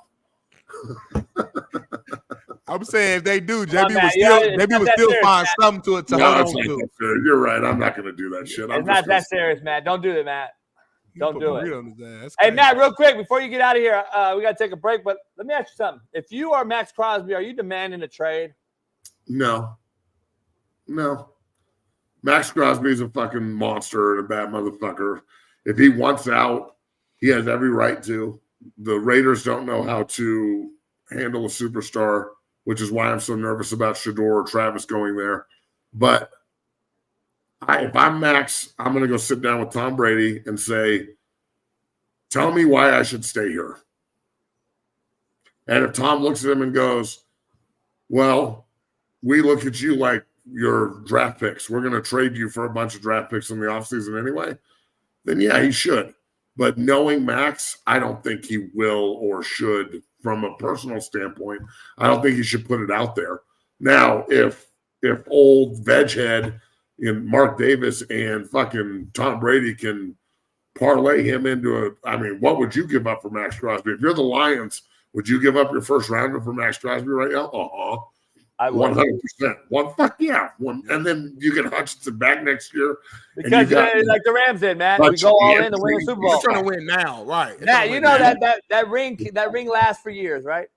Yep, the ring lasts forever, and getting one is pretty tough. So if I'm Crosby, do I want out? No. Should I demand a trade? No. If it comes my way, am I going to say no? No. The trade deadline ends tomorrow anyway, right? I think like 4 p.m. if I'm not mistaken. Yeah. So tomorrow's big man's. I'm 43 years old tomorrow. What? Oh, God, you're young. Happy birthday to Matt, man. Happy birthday to Yacht. The whole two people in the whole world give a shit, and you're both of them. You're a youngster, man. Yeah, man. I feel good. Feel good. Look good. Drop a super chat for Matt's birthday in here, man. Everybody drop right a super now. chat. Pay Coach B, JB, for my birthday. And hold on real quick, JB. You can't get away with calling Matt young because when I call Bailey young, you say y'all the same fucking age. Y'all around Bailey's like 19 years old. Bailey's 19. I'm 30, but we the same age. You're what, JB? 40. Hold on, JB. You're 47. Matt's about to be 43. I'm 48. 48, 43. Y'all closer in age than me and fucking Bailey. Hold on. Don't lump me in here, dog. You're Bailey's age. Life hasn't begun yet. You got to be 40, then you can start talking about being OG. Nah. Okay, here you go. Fuck, man. You young Thundercats. Tell my fucking landlord I'm a kid. Fucking on the first of the month. Tell him I'm a kid. Nah. Tell the light company I'm a kid and the fucking water bill company. Nah. Tell Kamala. Tell Kamala that. Hey. All right, Matt. We gotta go, man. I gotta take a commercial, man. I gotta take a piss. We'll be back. We'll see you Friday. And hey, who do you got tonight? Chiefs, Bucks. Oh, that's a good one. Is it in Arrowhead? Probably, of course. Like Colorado. Sure, easy. Hey, if it's in Arrowhead, then Chiefs. Kansas City and Colorado have all home games. That's all I look injuries at. and shit. Well, yeah, but that's what they do for good teams. They want to set them up for success. Taylor Swift will be there, I'm sure. Yep. Hey, but remember, would you rather be a pussy or a quitter? That's something you got to ask yourself. Pussy. Pussy.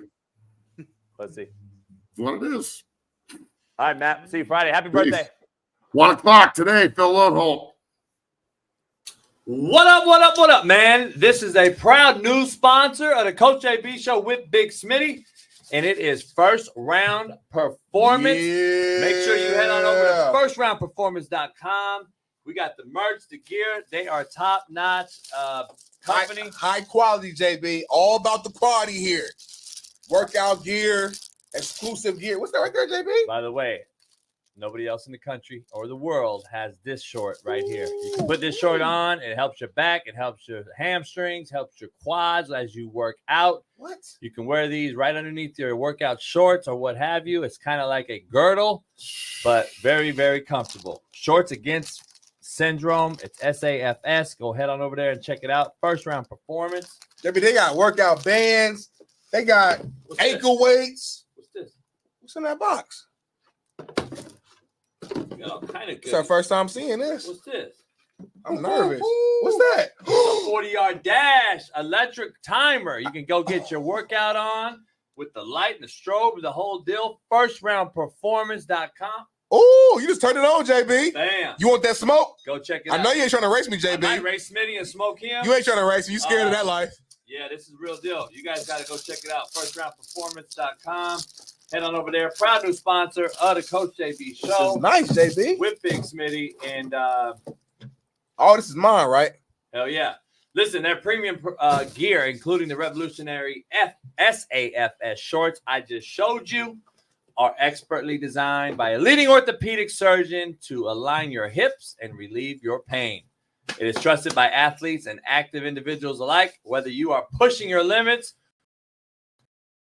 with their high quality just showed you, or boosting recovery with the powerful dual spectrum red light therapy devices that I just showed you. First Round Performance delivers the tools needed to stay at the top of your game. Whether aiming for peak performance or simply wanting to live pain-free, they've got you covered. Visit firstroundperformance.com or shop on Amazon today. They just launched their AmazonStore.com, their Amazon store. This is out there, First Round Performance on Amazon. And so go help them out and grab some performance gear today. And please feel free to reach out to us if you have any questions. Yes, sir. Go First Round. Go First Round, baby. The promo code will be Coach JB. So check that out and head on over there today. Get right, baby. First Round, the highest quality. First Round Performance, go get you some merch. Ooh, I like this shirt. I like this shirt, JB.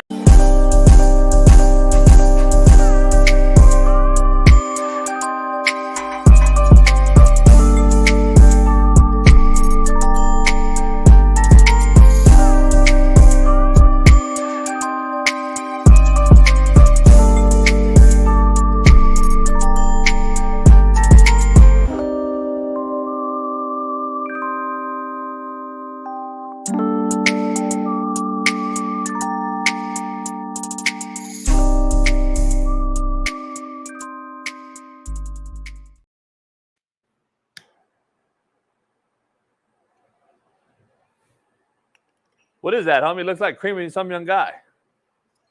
Looks like what? Huh? Huh? That's drink. It looks like what? What'd you say? Cream. You said, I didn't hear what you say. You said cream or some guy. The cream of some young guy, homie. It's Chinese. Oh, bro. Whoa. So this is what it's pineapple, apple, carrot, lemon, turmeric, ginger, and cinnamon. Immune system is getting right, getting my, you know what I'm drinking? Strength is the title that the company named it. Cayenne and water. All right, man. Hey, you found the fountain of youth, homie. You found your fountain of youth. No wonder you look young, JB. So that's your secret, huh? That shit crazy. I've been doing cayenne for 25 years. Well, you should have told Aaron Rodgers, man. Maybe they would have started their winning streak a little earlier. You know, the juice I do, right, that I've lost all this weight on is cayenne, pineapple. I mean, it's cayenne is a known metabolism increaser. It cuts fat. I mean, I think I've known that when I got my associate's of arts degree at Compton College. But Tank Johnson will be on again. He'll be on. He's dealing with a lot of other shit. He's moving. He's got a lot of shit going on. So he'll be on towards the end of the year. And then he'll be on in the spring. You know what I mean? So is what it is. Shaun King will join us. E-Dub will end it. We'll show some film on tonight's Monday Night Football game between the Chiefs and the Bucks, Smitty. So is what it is. Yes, shout out to Winnable, man. Our partners at Winnable, man. I saw they was on the yacht. You know, some of our homies won a 7-leg parlay. So shout out to Winnable, man. Winnable.com/slap picks. I saw we had a couple new members that jumped in over the weekend, and so man, make sure y'all jump in and join the winning team. But what we got next, JB? We got a lot of topics on this rundown, a lot going on. So what we got next, JB? Man, Jason Kelce, dog, slams a phone on a fan. One of these pussies that want to go recording motherfuckers. I guess he called his brother the F word, ending with a G, for dating Taylor Swift. And then Jason Kelce, as a brother should, no matter what denomination or political view or whatever. Brother. I don't give a number about that. And then he said, "Who's the F ending with a T now?" Like, who's the now? After he slammed it down, listen, I'm all for it. I love it. I love it. Video where I love it. The guy pushed him in the back when he was picking up the phone, and everyone. I saw that. I didn't see this one. I saw that one. I didn't see all this. I love this, Jason Kelce. Defend your brother. He pushed him when he tried to get his phone right here. Man, these fans, these NFL fans especially, man, they get that liquid courage and they drink and they just want to. They think they can just disrespect you and say whatever they want to. I told you a while back, had a situation where I was it was me and a group. It was like a double date. It was me, the homie, his girl, my girl. We walk in or whatever. There was some drunk dude there, and he under his breath said bitch as we walked past, and I saw my girl reacted. Because I was walking, we going through traffic. I'm not even thinking. I'm not even noticing. But I hear that, and then she reacts. So I'm like, oh, he's talking to her, and I almost lost it in the middle of the damn SoFi Stadium. It would have been bad. It would have been. Bitch about who? Huh? Said bitch for who? Against who? She was talking towards my wife. Why? We were walking through traffic. Like it was a lot of us in the SoFi trying to get out of the stadium. We were walking through, and I don't know if she slipped, like she tried to slip by him or whatever, and tried to get by him, but he was wasted. Like you would have saw the guy's face and saw how he was looking. He was drunk. So I don't know. We tried to walk by him, and maybe we almost bumped into him a little bit, whatever the case may be. And he said, bitch, and I just different. I almost lost it. I almost lost in the middle. People walked up there. It was crazy because a guy knew me from either the JB show or from Speak for Yourself. I can't remember which one, but it had knew me right to that. So I just walked away. My homie grabbed me, pulled back. We walked away and calmed down. But long story short, these fans at these games, especially the NFL games, man, are disrespectful. I don't know.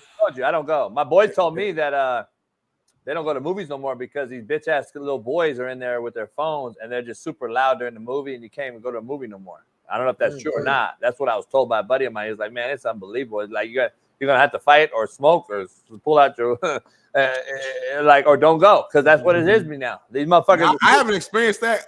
I'm a movie guy. I still go to the movies because I just enjoy the movies and the popcorn and all that. So I haven't experienced that yet personally, but I'm not surprised though. I know kids are immature. I could definitely see it, and then yeah, me too. That's why I don't go, dog. I'm telling you, I'm being real. I gotta blow my nose, man. I'm gonna do it live on TV like you do, though. I understand you, JB, because like you have a big enough brand and name, and your personality from your last What about it? Damn, my ear popped. You probably feel better now, though, don't you, homie? You Nah, feel way better. You feel 1,000 times better now. Nah, I feel worse. Go ahead. You have a name and a brand, and your part of your brand is being like the guy. Go ahead. Yeah, I was just saying, like, you don't last chance shoes, so you have like a name and a brand, and your brand is kind of known for being like the kind of hard-nosed, tough guy, all this. So dudes would definitely try you to try to get you to cuss them out or see if you would react a certain way. So So sometimes you got to be careful, just being in those settings is all I'm saying. So shout out to Jason Kelsey for defending his brother. You know what I'm saying? I can take stuff when it's about me. When it's about somebody I love, yeah, we can't do that. So I get it. It's been crazy, though, lately. You guys say E, she'll tell you. It's been crazy, dog. Like, so we've been in some stores. We've been on the boat. We've been out some restaurants. We've been the other day, it was crazy, dog. Friday was tight. You should have went. I wish you guys would have came. Like, we went. I took it, and this boat's running beautifully right now. We're smashing through all these different ports in different port cities. I'm just smashing up the coast and hitting these little ports, getting out, going to a bar, eating, drinking, tying off like you parking a car. Boom. So it's been fire. I took Ruben went. I don't know if he's in the chat today. Ruben went. Doc, who you met Doc. Yeah. We went to a few different spots, right? And motherfuckers is just like, they're not talking about Netflix no more. They're like, damn, I wake up to your show every morning. Like, over 10 people just out. Yeah. No mentioning. Of course I get the Netflix thing, but the show, our show, is getting more and more. Me too. Here's the cool part though. We go to this one is when you're starting to know. Okay, we go to what's the Yard House.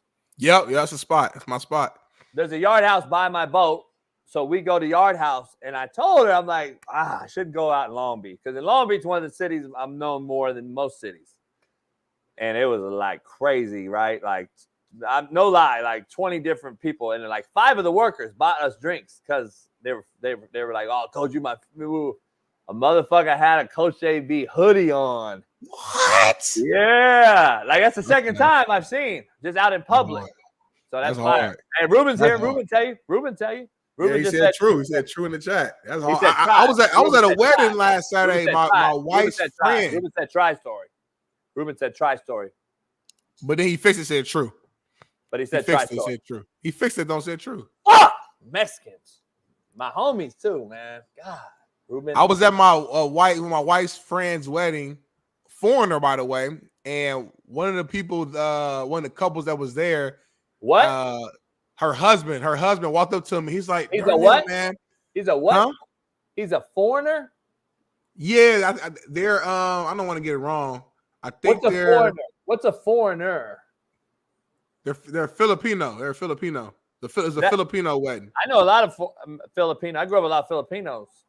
They're from here though. Do they have like a green card? Are you saying or? So wait up. Are you against Hamas's and the border crisis then? Oh, you voting Trump, homie? Hey, so all right, so go ahead. You know what I'm saying? They people not from here is what I'm saying. They first generation Americans. They people not from here is what I'm saying. My point is a Filipino way, long story short, this dude, this husband of a guy came up to me and was like, "Hey man, I know you from somewhere, man." He's like, "Do you?" And I was like, "JB shows." He's like, "Oh, okay." So my point is, to your point, people know us from the show, like not just other stuff. Steve Kim says he's gone to Cal, he's gone to Miami twice. He goes, dog, he gets blown up for, oh, you on JB show, man. We love watching you on JB show. Steve really was like, man, like 20, 30 people at Miami and at Cal. So shout out to everybody, man. He was a superstar. I went to Steve to a boxing match, and we couldn't even talk. Every 5 minutes, Steve got to take a picture. Steve got to take a picture. Steve got to take a picture. I'm like, damn. Because of me. So let's dive into the foreigner though, Filipino. The Philippines, did they sound like the Philippines? Everything. No, listen. These are great people. Shout out to them, man. Like these are first generation Americans. Their families are real. Food good. Food's amazing. The adobo and the pancet. What's it called? The little pancet. The little shit. No, the other the gobo. Adobo. You know, are you saying it right? Yeah. Filipino food's good, homie. Lumpia, super good. Lumpia is like a stuffed. What do you call those? Lumpia. Enchilada, like a chimichanga type. It's like a dumpling. Dumpling. Oh yeah, I like dumplings. They put it in an egg roll though. You fry it. Mm-hmm. You don't know about it. Shaun King will be on in about 15 minutes.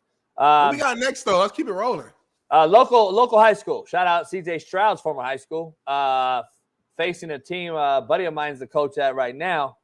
High school, man. It's where I tell you, it starts down here, and you wonder why coaches are going at players. You wonder why these disrespectful little shits who haven't earned shit yet can do all the shit they're doing.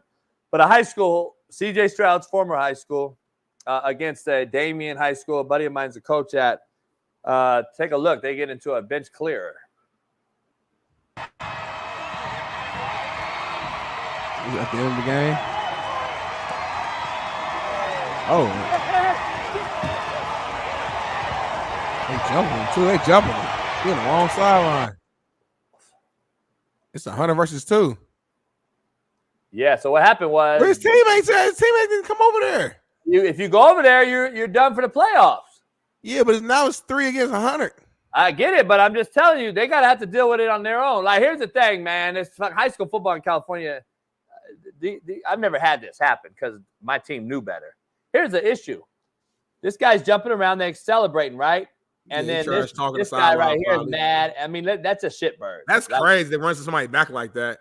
That's a fucking bitch-made shitbird, dog. I'm just telling you. And he could really mess him up too, though. Yeah, and listen, kids. Like whiplash. I believe all kids should deserve a second chance. There's shitbirds though. There's fucksticks. There's slapdicks. All of us are slapdicks. We all have a non-malicious manner of intent. That's a slapdick. We fuck up. We do stupid shit. That's slapdick. That was intent, malice intent. So right now, he's automatically a fuck stick or a possible shitbird. And I would bet money that if you go look around, it's Coach Cisco. Congratulations to him as well in the chat. He's made the playoffs as well. Shout out to Southgate High School. He's the head coach there. Everybody knows Cisco. The issue is there's no control on that staff right there because of the coaching. And I'm going to be honest. I'm going to be real. That's real because, like, I've been on a lot of teams. I'm saying that about a couple friends of mine. It is what it is. I've been on a lot of teams, though, where, you got knuckleheads. You got people, street dudes. You got all this and that. But they knew not to do certain shit because of the discipline and the structure and the foundation that the coaches have built there.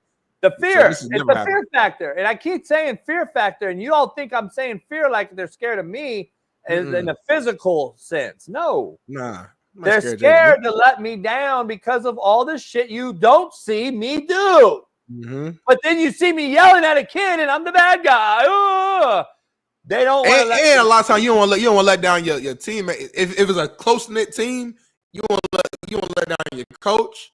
You want to let down your brother next to you because all the work you didn't put in next to this person all throughout the summer. You know what I'm saying? So it's like, to your point, you don't want to let down a lot of people. You know what I'm saying? So, and how about when there's no structure foundation, you don't care. How about your fucking mama? Like watching, like it's the problem, man. Like I just don't understand. Like I would have feared to go home and face my pops that night. I might have not went home. Ran away. Maybe, but nah. I knew I was gonna ask, or just come accept that ass whooping. I mean, that's just what it was. Ain't nothing worse, JB. To that point, ain't nothing worse than like going home and you did something wrong and you about to get your ass whooped. That is some of the scariest moments of my childhood. When I know I got in trouble at school and I'm just in the room like waiting. As a kid, you be hoping your parents like will forget or something, and you be in there like I be in there cleaning up and shit and doing extra stuff to make my bed a little better and vacuum the floor and shit. But it don't matter what it is. If you did something wrong, that ass whooping was coming. And as a kid, to this day, that's one of the scariest moments, man. Most uncomfortable moments I've ever been a part of. That's real. Yeah. We got to talk about two coaches, man. Bailey, I'd rather use the E-dub for Utah, some high school talks, and some film for tonight's game. Let's move these two head coaches. The one you have right here set up for us, Smitty, James Franklin, Penn State. He's made some comments about after his loss. He is like 1-23 against top 5 teams, dog. It is what it is. The guy just can't win, get over the hump. The other guy I want to talk about is Lincoln Riley at USC. We'd be remiss not to talk about him and his bumbling, rumbling ass at the podium and says the same old shit over and over and over. Two head coaches who are lame ducks, in my opinion. Let's start with James Franklin. Where you at with what he had to say? If you haven't heard, take a listen. No,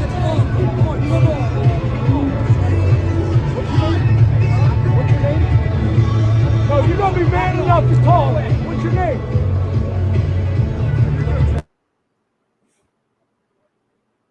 You're going to be man enough to talk. What's your name? And see, again, like these pussies, man, this is social media era. These pussies going to talk all this shit. Yeah, walk away. It just kills me, these pussies, man. These fanboy pussies who wouldn't be shit. They're just there because some girls told them to go to the game, and they're fucking nobodies, right? They're absolute fucking nobodies.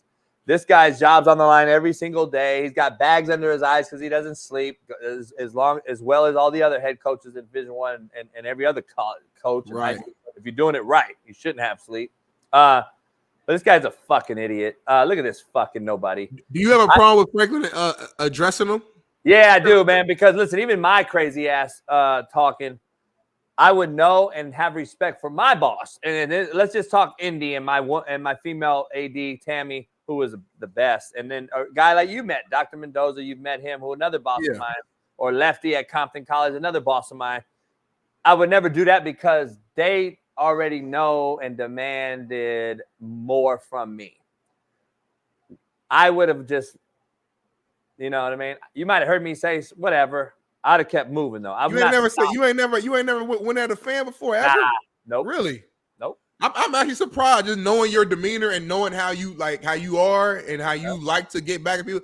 I'm surprised. I'm pleasantly surprised you've never done before. Yeah, that's the thing. Assumptions out there. People on the chat already. Oh, JB have been throwing hands in the stands. No, I wouldn't. Like that's the difference. You see, you don't understand. I know protocol, contrary to your belief. You can call me this and that, but you don't have no fucking idea.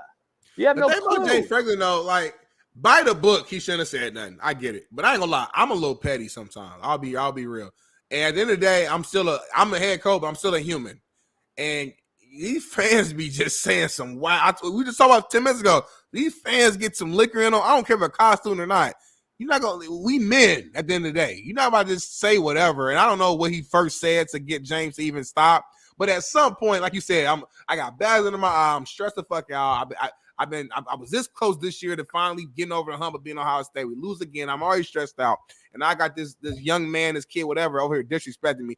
By the book, you're supposed to ignore it, keep going, be PC, and move on. But sometimes, man, you got to just be a human for a second. But, hey, man, watch your mouth. Or what's up? All right, what's the hey, he didn't even get crazy, though. He just said, hey, here's my protocol. Talk about what's your name? But you've heard me before. When I've discussed this, when I hire coaches, you are in a no-win situation. Yeah. You will be fired if you go into the stands, and you'll be fired if you hit a kid. And if you get knocked out by the kid, your coaching career is done anyway because your fucking pride is done. Right. You are in a no-win situation. So I would be ignorant to go against those same words that I do in my hiring practices to go up in the stands myself. Now, everybody in the chat is ignorant. The ones at the top, let's pull the Netflix footage. Okay, pull it. Show me when I went into the crowd. See, you guys just talk. Fighting a coach and having an issue with a coach on the football field is in the game. That's on the field with an opposing coach who said some foul shit. That's what you saw on Netflix. You didn't see me go talk shit to no fucking buddy in the crowd. I could give a fuck less about the crowd. A coach? Yeah, I'll fucking beat his ass on the field. I already beat his ass anyway. But hold on. Let me be devil's advocate, though. I already beat the guy's ass anyway. Right. But that's not protocol either, though, technically, though. So, like I'm saying, it's the same thing as a team. You kind of being a hypocrite, though. Like on one day, you say don't yell at the crowd because I don't want to disrespect my boss or my AD who was amazing, all this and that. But on the other end, I'll go beat the fuck out the coach on the field. They don't want you doing that either as an AD. That's not a good look either. I'm just being, You're right. But that's the difference is that's no different than the two teams going across each other and fighting in the game. Gotcha. It's on the football field, and the head coach doing that to my players and coaches, I have no choice but to defend them as the head coach. And my bosses would understand that's why I did it. And they understood that's why I did it on Netflix against Garden City. The year before we won. And if you watch Netflix, I shook his hand at the 50. Yeah. That's what grown men do. The next year, they win at the end at the buzzer, and he wants to go chirping like a bitch. Like, hold on. A year before, we beat that ass, and I shook your hand like a gentleman. Now, all of a sudden, you win at the buzzer, and now you want to act like you've never won a game before and call people out? That's a bitch to me. That's why I went after him. And that's the difference. I'm not going in the crowd, though, against a bunch of nobodies, fans and students. Come on. And I don't know. It is what it is. But you guys can say what you want. I think there's two different spectrums in that regard. And if another coach that you brought up, Lincoln Riley, right? But hold on, though. Yeah. But hold on, though. No, we'll go to that. No, it's the same thing, though. Isn't James Franklin and Lincoln Riley making absorbent amounts of money, 10 million plus? Don't count their pocket. What do you have to really gain going in the crowd after a fucking nobody in a sweatsuit and a Kango?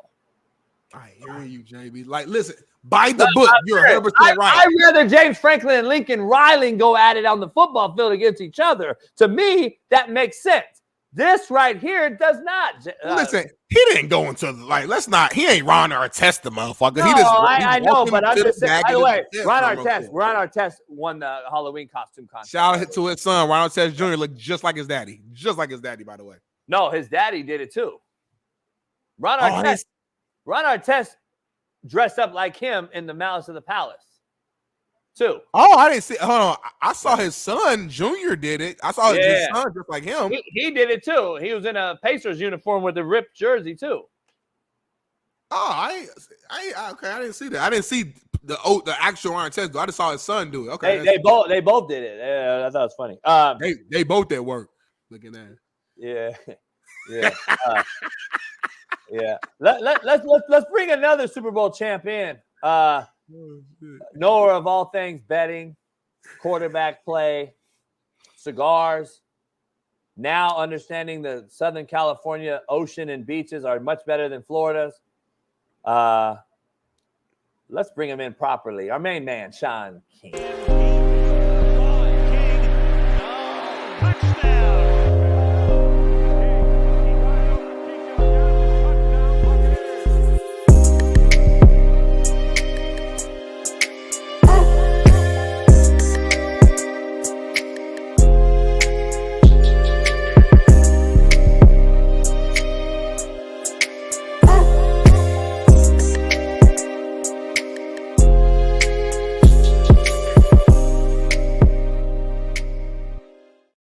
That beat so hard. Shaun, did you hear it this time? Yes or no? I saw it. I didn't hear it. I don't know. Yeah, it's the last time we playing the video, JB. Nah, for real. Moving forward, JB, we are no longer playing the video until this brother gets his audio fixed, gets his headphones fixed, or get his Wi-Fi fixed. No more. I think it's because you haven't brought me in yet. I can't hear it. You should. Maybe. I don't know. These motherfuckers are fire, though. Fuck all that other shit. From Costco? Yeah. Costco. Yeah, those are fire. Yeah, I had them. Yeah. Bring them to the studio. Shoot, I guess next week for me, unless we go tomorrow. Hey, well, you see how accurate them deep balls are? But I should teach how to throw a deep ball class. They're a little late. A little late, I thought. You had to. It was a little late, but as far as which technique, one? your footwork was great. Your elbow up, textbook in terms of just the detail of what a quarterback should look. Hey, baby, put it on right now. Can he hear it if you play it real quick? Let's see. Let's play it again.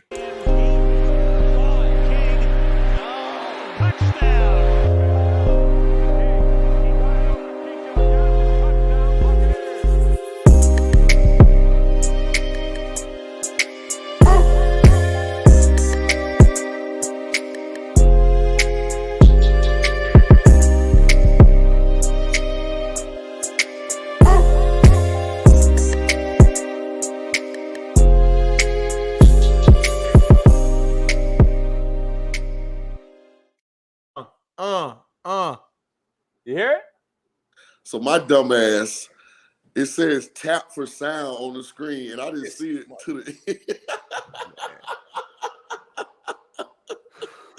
So that was user error that time. My bad, dog.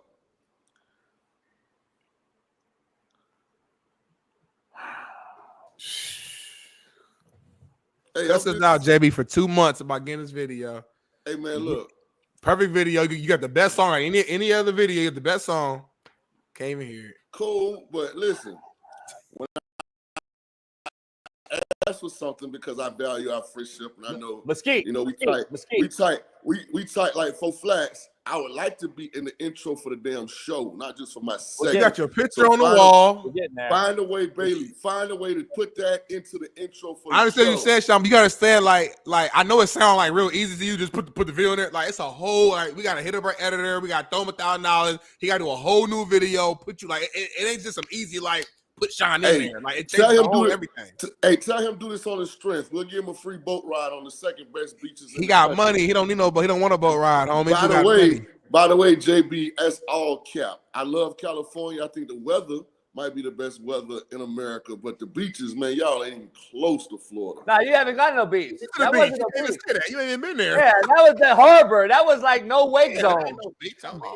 I didn't want to scare you. I didn't want to get that yacht on them waves and scare you. So I didn't want to, I didn't want to hit the wave. Yeah, I take you to Manhattan Beach, man. Get you a stogie, and you ain't know how to act, man. Hey, look, man, all them fake bodybuilders down there, man. You know Florida run the beach. That's Venice Beach, homie. Stop watching movies, homie. We got other beaches in Venice.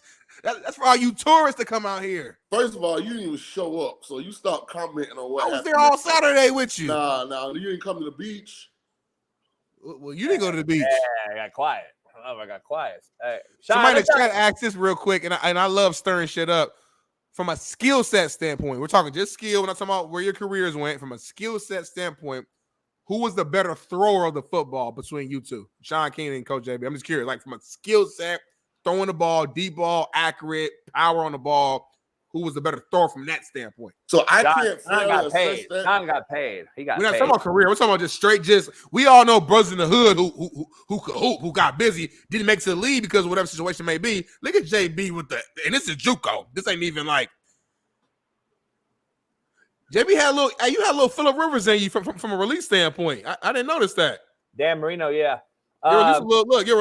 Your release come down here like that. I gotta get my film updated, man. That's not coach.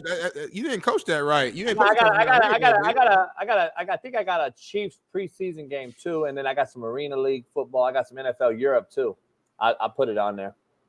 Hey, I won't pat myself on the back a little bit, but I'll just repeat what somebody else said. Okay.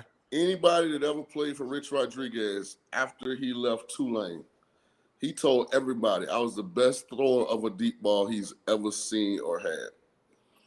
If somebody was open down the field, I did not miss them. Damn, Dick Vermeil told me that. Somebody lying there.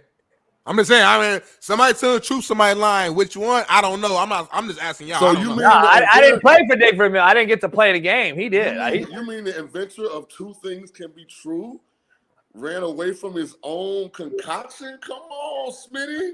This is different. Two things can't be true in the same category. Y'all both can't be the best.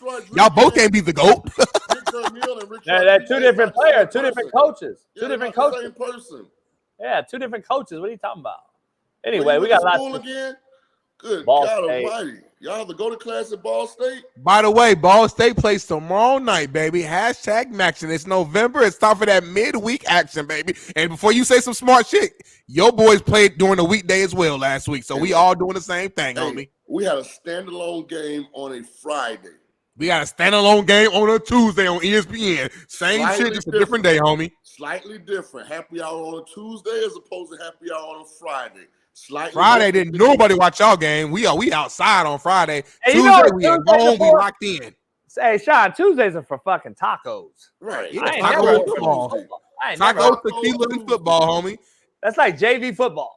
Our game gonna have more views than Tulane game. Guarantee that. Hey, y'all play Thursday. This is how trash y'all are. Y'all are going up against the presidential election and the initial college football playoff release. Bro, I love election day. I played Toledo 2020. What year was that? 2012 election day. Ranked, they were ranked. We beat them. It was a beautiful game. That's Llewellyn. Hey, y'all players' parents won't even be watching the damn game, man. They just be checking the score on their phone.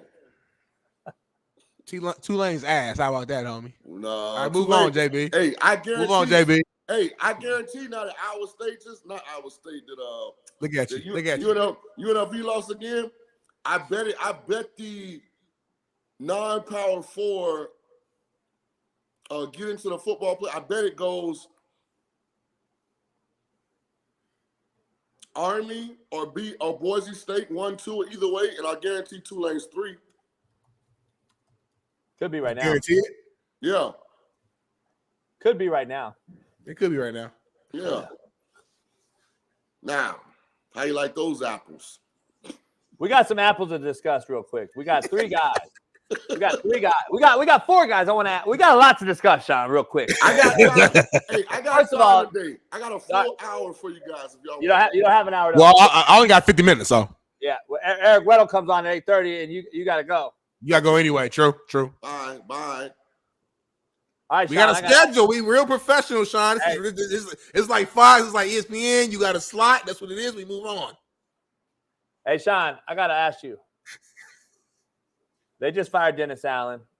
You brought him up. You brought him up before on the show. I said that some guys are coordinators, some guys are not head coaches. We've all said that. We've seen that. We see that with Robert Saleh. We've seen it with Dennis Allen.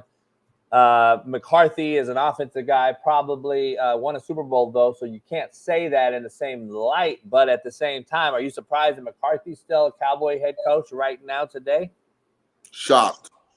Really? Shocked. Well, we got a lot of coaches to discuss, and I want to go back to college before we get back to this McCarthy thing. James Franklin chirping at the crowd. Basically says, I want to say a lot of things at the podium, but I just don't want to say them because they're inappropriate. He's 1-23 versus top 5 teams in his tenure. They lose another on the goal line, Shaun. They put a fucking O-tackle in motion. What the fuck are you doing? Why are you overthinking it? Run the fucking ball. You got 2 opportunities. You put an O-lineman in motion and try to tricky dick them. This is Ohio State, dog. Just run at them. And get your Penn State. You're the. I think Penn State. Weren't you number 2 or 3 ranked? I'm trying to figure out what he was doing. He didn't trust his guys being better than those guys up front. That's a bad look. That's a bad look as a head coach. But you got, as a coach, you got to know your team though. You got to know what guys you got. Well, I know my team's not putting 77 in motion, and that's going to win. I know that. So here's what I think about James Franklin's tenure at Penn State. Sometimes you think you're too smart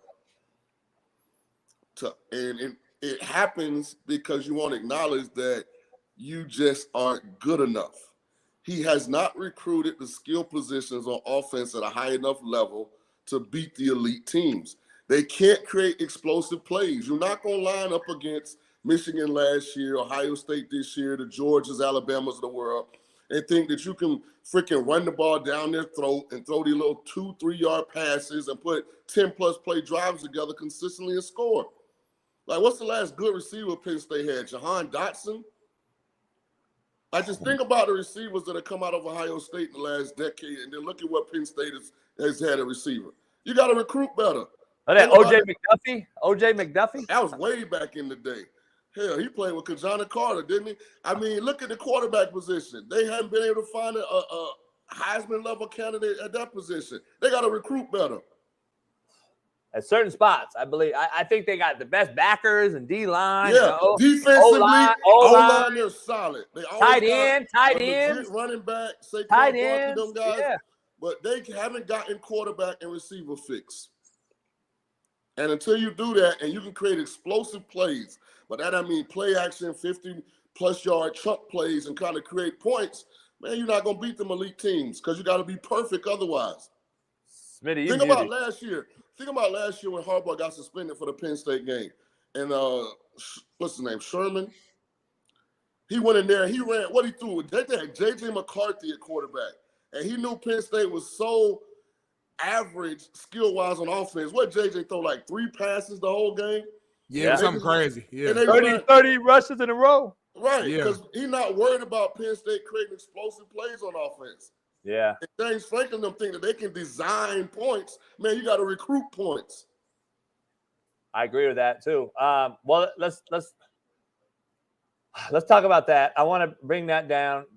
James Franklin fails again to win a big-time game against a big-time opponent. And then we got Lincoln Riley over at USC, who continues to go on the podium and just regurgitate a bunch of fucking mumble jumble. What'd he say?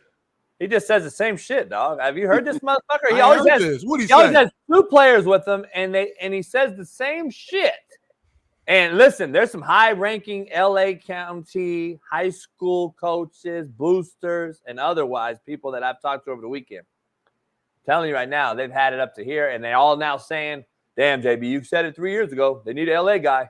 It's not really that fucking hard to realize you need an LA guy in LA. It's really not. I didn't say anything that was just earth-shattering news. So Lincoln Riley, basically he mentioned seeing progress in spite of the 4 losses in the 5 games. Every week. I don't think you necessarily have to have an LA guy. That's a non-LA guy saying this. So I'm not boots on the ground. But I do think you got to have somebody more charismatic than Lincoln. You got to have somebody with a big personality that the stars are going to want to gravitate and be around. You know, that position is a high-profile position. I don't feel like there are many rooms in LA. Lincoln can walk in the room and people even acknowledge or notice. Here's the issue, though. You're in California, in LA specifically. And in Mater Dei and Bosco, the number 1 and 2 high schools in America are here every year. And you got Bishop Gorman in Vegas, which is a 50-minute flight away.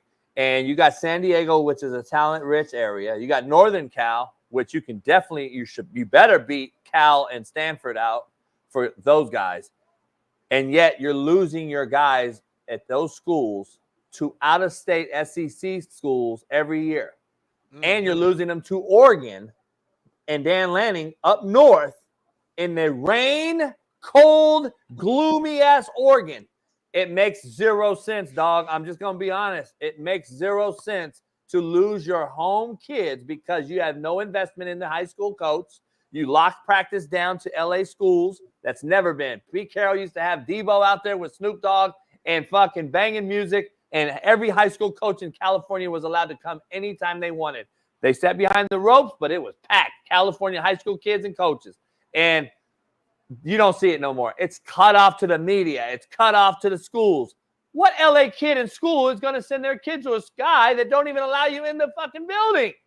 Right. Like, it makes no sense. And you're in the hood. SC's in the hood. You'll lose your hubcaps if you park in the wrong street going to USC, and you don't want your kids there to see it.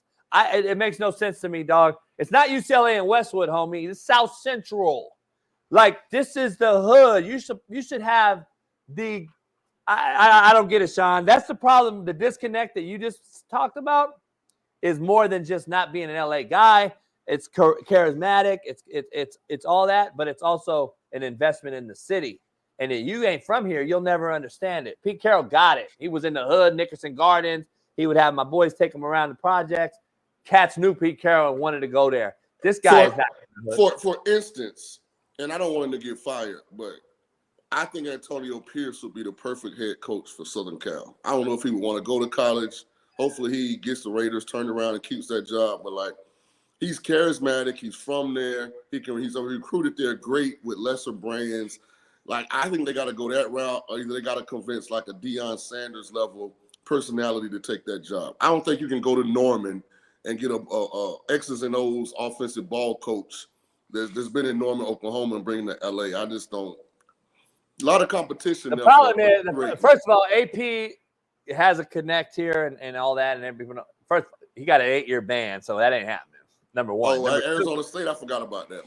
Number one, and number two. Let's just talk about brass tacks and throw it out there. No other show will. SC ain't hiring no brother. SC ain't hiring no brother.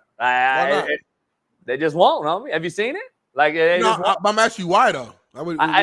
Because I think they look across town at Westwood, and they look at UCLA, and they said, "Oh, well, UCLA tried it. Motherfuckers tried it, and they went Carl Durrell, and that shit exploded." And then they said, "Oh, we can't hire a brother at Westwood, and we definitely can't hire one at USC when they have what's called Marshall Business Law, Smitty. It's the biggest law school, one of the most prominent ones in America. I don't know too many brothers forking out money for Marshall Business to pay for coaches." And a good friend of mine, Dante Williams, who I grew up with and coached with, got the interim job there. And Dante's a talker and a hood cat. And that just, nah, we ain't doing that. You know what I'm saying? I think it's a perception. Perception's reality to these folks, especially my skin tone, that got the money. And that just is what it is. SC, UCLA, those schools, I don't believe will hire a brother again unless you get a brother president or a brother AD again, like USC once had. I don't think you'll ever see it. Shout out to Deshaun Foster too, UCLA. That's hell yeah. They've been doing a little better lately. Yeah. They look better. They look better. So you think so you do think in today's world there's still instances where for whatever reason like black folks are getting certain positions. Huh, that's interesting. And that's my point though. Westwood. If you guys know where Westwood is. Westwood has Deshaun Foster. Right. And USC is scared to hire a brother. I'm just telling you. Crazy. That's like, yeah. But that is because SC's private. They got private donors and dollars, and they will never do it. And it's in the hood, too. That's the crazy part about it. I'm just saying, man, like UCLA's in Westwood. Let's be real. It's not in LA. What they really should do is just, he got every other job in America, it seems anyway. Just hire Snoop Dogg. Yeah, he got every job. And tell him to get some good coordinators. Hell, he everywhere. Hey, I bet they hire him as a recruiting coordinator. He fuck around and get some commits though. He ain't coaching nothing, but for some recruits, he could be the head coach and just go hire 2 ball coaches to be the coordinators. Hey man, and get it popping. How Shaun King and Coach JB, you might do something. Well, y'all both offense though. We can work together. Me and JB can work together. Hell. But y'all both offense. I'm trying to think. I guess JB could be the head and then Shaun be the OC, but JB likes to be the OC and the head coach. So I don't know how that would work. Listen. Smitty, I'm blacker than you when it comes to them hiring. We'll make the titles work. We ain't worried about that. Just get us in the building. We're shit. They look at me as I'm blacker than you. Trust me, they ain't hiring me either. Don't get it twisted. I don't get white privilege, homie. I'm just telling you right now, I don't get it. I never benefited from it.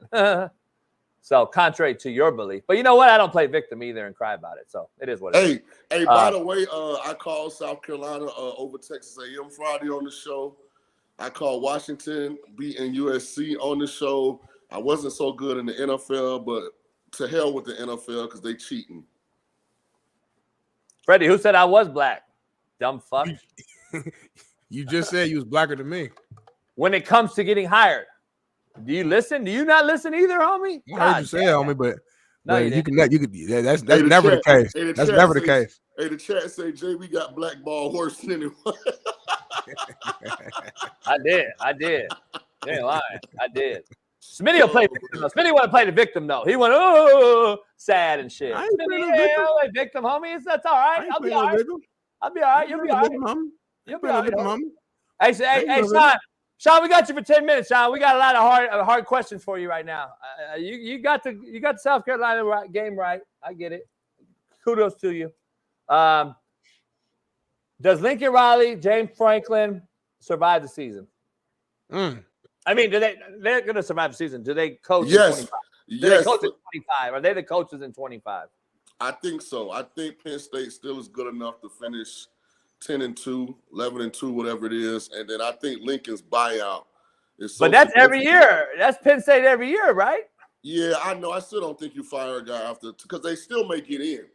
But you're also, and Smitty and all of us have also said that isn't Ryan Day also a guy that don't beat Michigan or don't win the big one on the hot seat? I don't see the difference.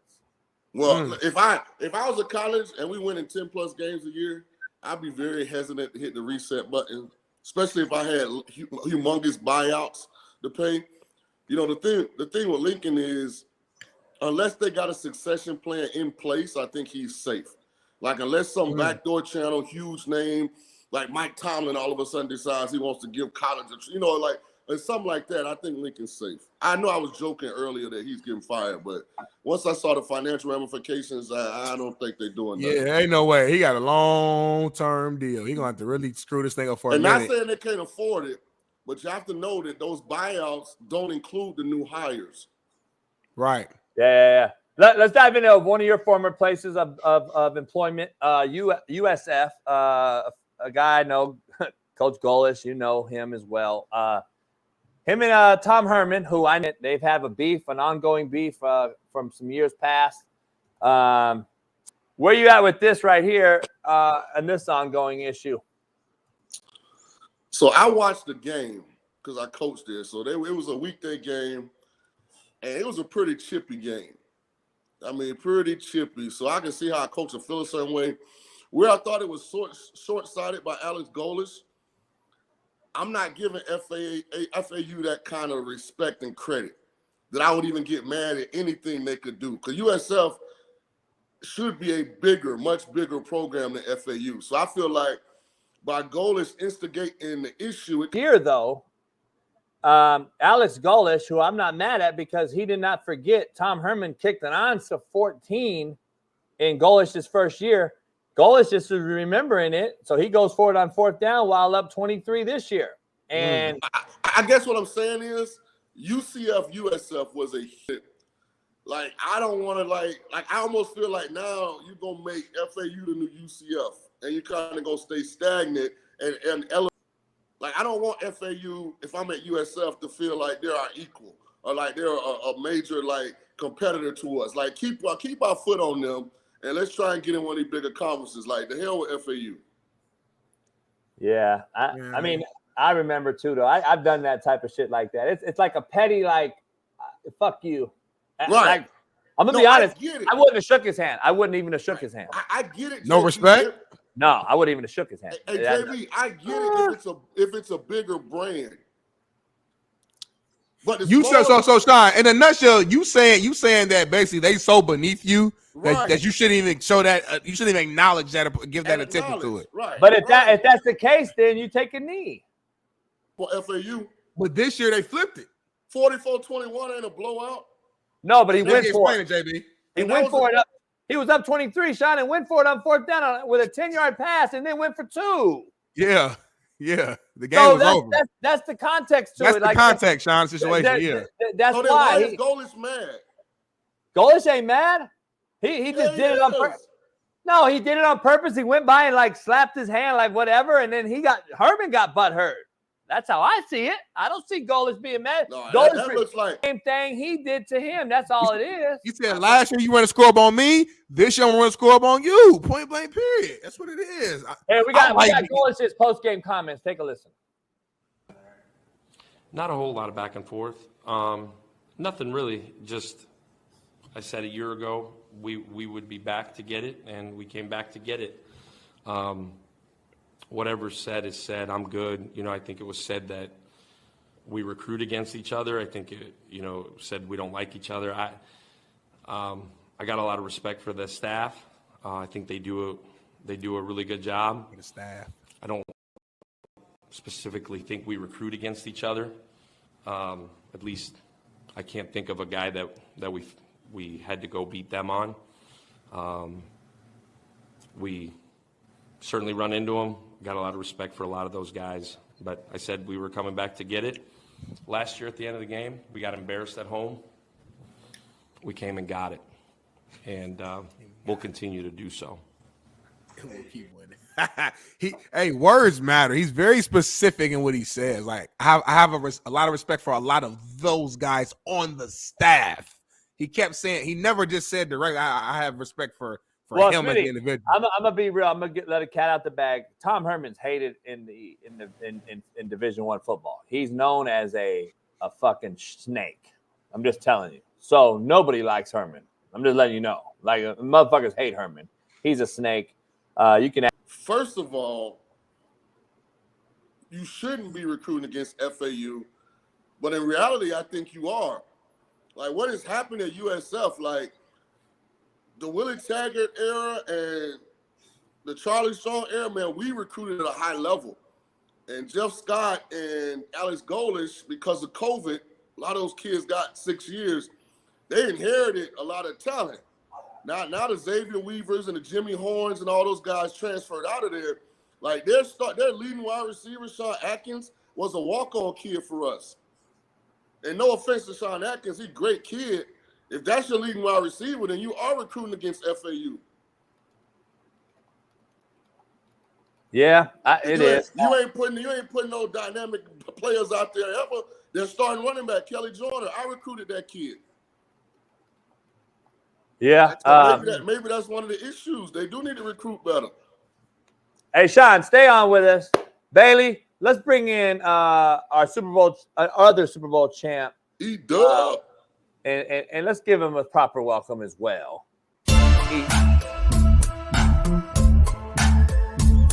Yeah. I'm in my mode, ready to transform you into I hate a storm, Hail Marys, I make it pour. Good, I ain't lying, you little giants, we been defiant. Rising. What's the cost to be the boss? Breaking down the walls. We all in once the coin gets tossed. Got the plan of action, never acting. No need to scramble to get traction. We make it happen. From 3-4s to 4-3s, we get it cracking. The other Super Bowl champ, 8-2, Division I playoff participant. Where you at? Utah? Nah, man. Sorry, I'm not at home. Unfortunately, Aragon, my King Corso, got out yesterday, and we've been on the search. You ain't found him? No, so you kind of know where his whereabouts, but so I've been on the search all morning. So hey, if you gotta go, you gotta go. Hey, you gotta go. No, I'm good. I pray taking a break. Not a whole lot when you lose a dog. All you can do. You just hope someone finds them. I'd be going crazy right now, so I know how it is. That's a big dog floating around. Hopefully somebody has them safe. Let me ask you, Edub, real quick. Shaun King's on with us. I got to ask you both. There's three questions. There's three coaching things going on right now. We got James Franklin attacking a kid in the crowd with verbally. We have Lane Kiffin, who sits up on the podium with two players every single week, seemingly, and saying we're getting better every week as we continue to lose. And then we have the goalish, Tom Herman and goalish. Where are you at with all these coaches, and where are you at with what's going on here? A lot of coaching. I don't even know the one with the handshake. I don't really know the backdrop of that, so I after a game, when the game's over with, I regardless of how much I may despise the other coach, I've always been taught to respect the game, respect my opponent. You shake the kids, but there are times, especially where I'm at, and doing it for the love of the game and trying to get back to kids. When parents got something to say to me, I got a very short. I try to ignore it, but I've been very close of really speaking my mind, because I don't have to deal with it, and I'm doing this to try to help. And if you think you can do a better job, then go interview and take over. I mean, I'm not about that. So I've had my mouth closed for my whole career dealing with people saying negative stuff. I don't have to deal with it now as an adult. So, yeah. No doubt. I'm with you on that, man. I think Dennis Allen doomed himself to this end result when they decided to go after Carr in free agency. What else did you think was going to happen? And then the fact now that Michael Thomas, I know he's not there anymore, he came out and obliterated Derek Carr. And Chris Olave's brother actually put 100 emojis. Yeah, he agreed with it. So basically, that. Chris, and Olave's San Diego kid, right there where D-Dub's from, or at, I mean. Mission Hills. And Mission Hills. Let me ask you guys both, where's your take? Because I know, E-Dub, I know you're close with Derek, and I've known his brother forever, Bakersfield kids. Where are you at with the medicine ball everyone's talking about and the hospital ball and all this shit to Olave? To me, it's football. It is what it is, but that's Derek Carr in a nutshell. That's what he's been for a while. He's gotten 3 coaches fired now. We're not going to say he got it fired, but he's going to be the guy at the helm during this. I don't know where he threw that ball, but that's kind of the question that he's always had, for me anyway. He always has seemed to get rid of the ball just so he doesn't take the hit. It seems like that's the MO on him. Would you agree to that, though, or no?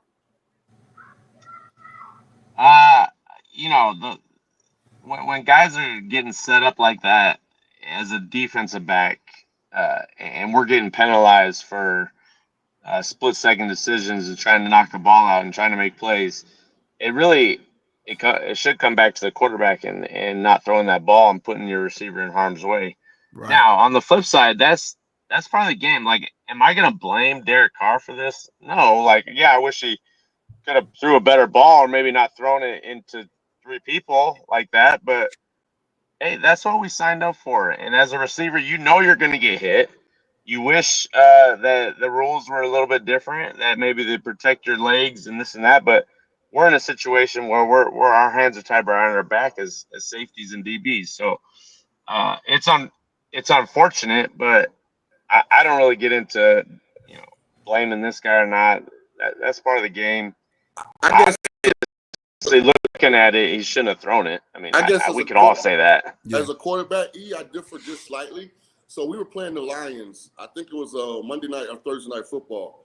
And, man, I got Keyshawn obliterated. He had snot coming out his nose. His helmet was off. Keyshawn showed me that play literally last week. I swear to God. And he's talking about it in our meeting room. I swear. Hey, but watch this. And Smitty will tell you if he just saw it, it was a perfect ball. Oh, yeah. The ball was right in the numbers, and the safety just came over and made a great play. I think the issue Mike Thomas and Chris Olave's brother probably have, you're throwing the ball in a tight window, and it's high and behind Chris. And because he's trying to slow down and reach up, it ends up getting him decapitated. I think that's what Mike Thomas is saying. That shit happens too often with Derek Carr. Yeah, I mean, you're 100% right. Olave runs under and does the old alligator. Yeah, then he's gonna get killed. Right. Or they're gonna call him a girl. He's a puss. Yeah. Because he didn't go for the ball. At some point though, like I don't know, Mike T and I, when we were playing back in the day, like I'm not that old, but those for a couple years, man, he was one of a kind. We kind of clicked in the Pro Bowl.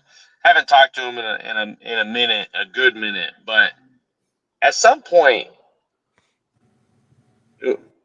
do you need, like, what are you getting out of this?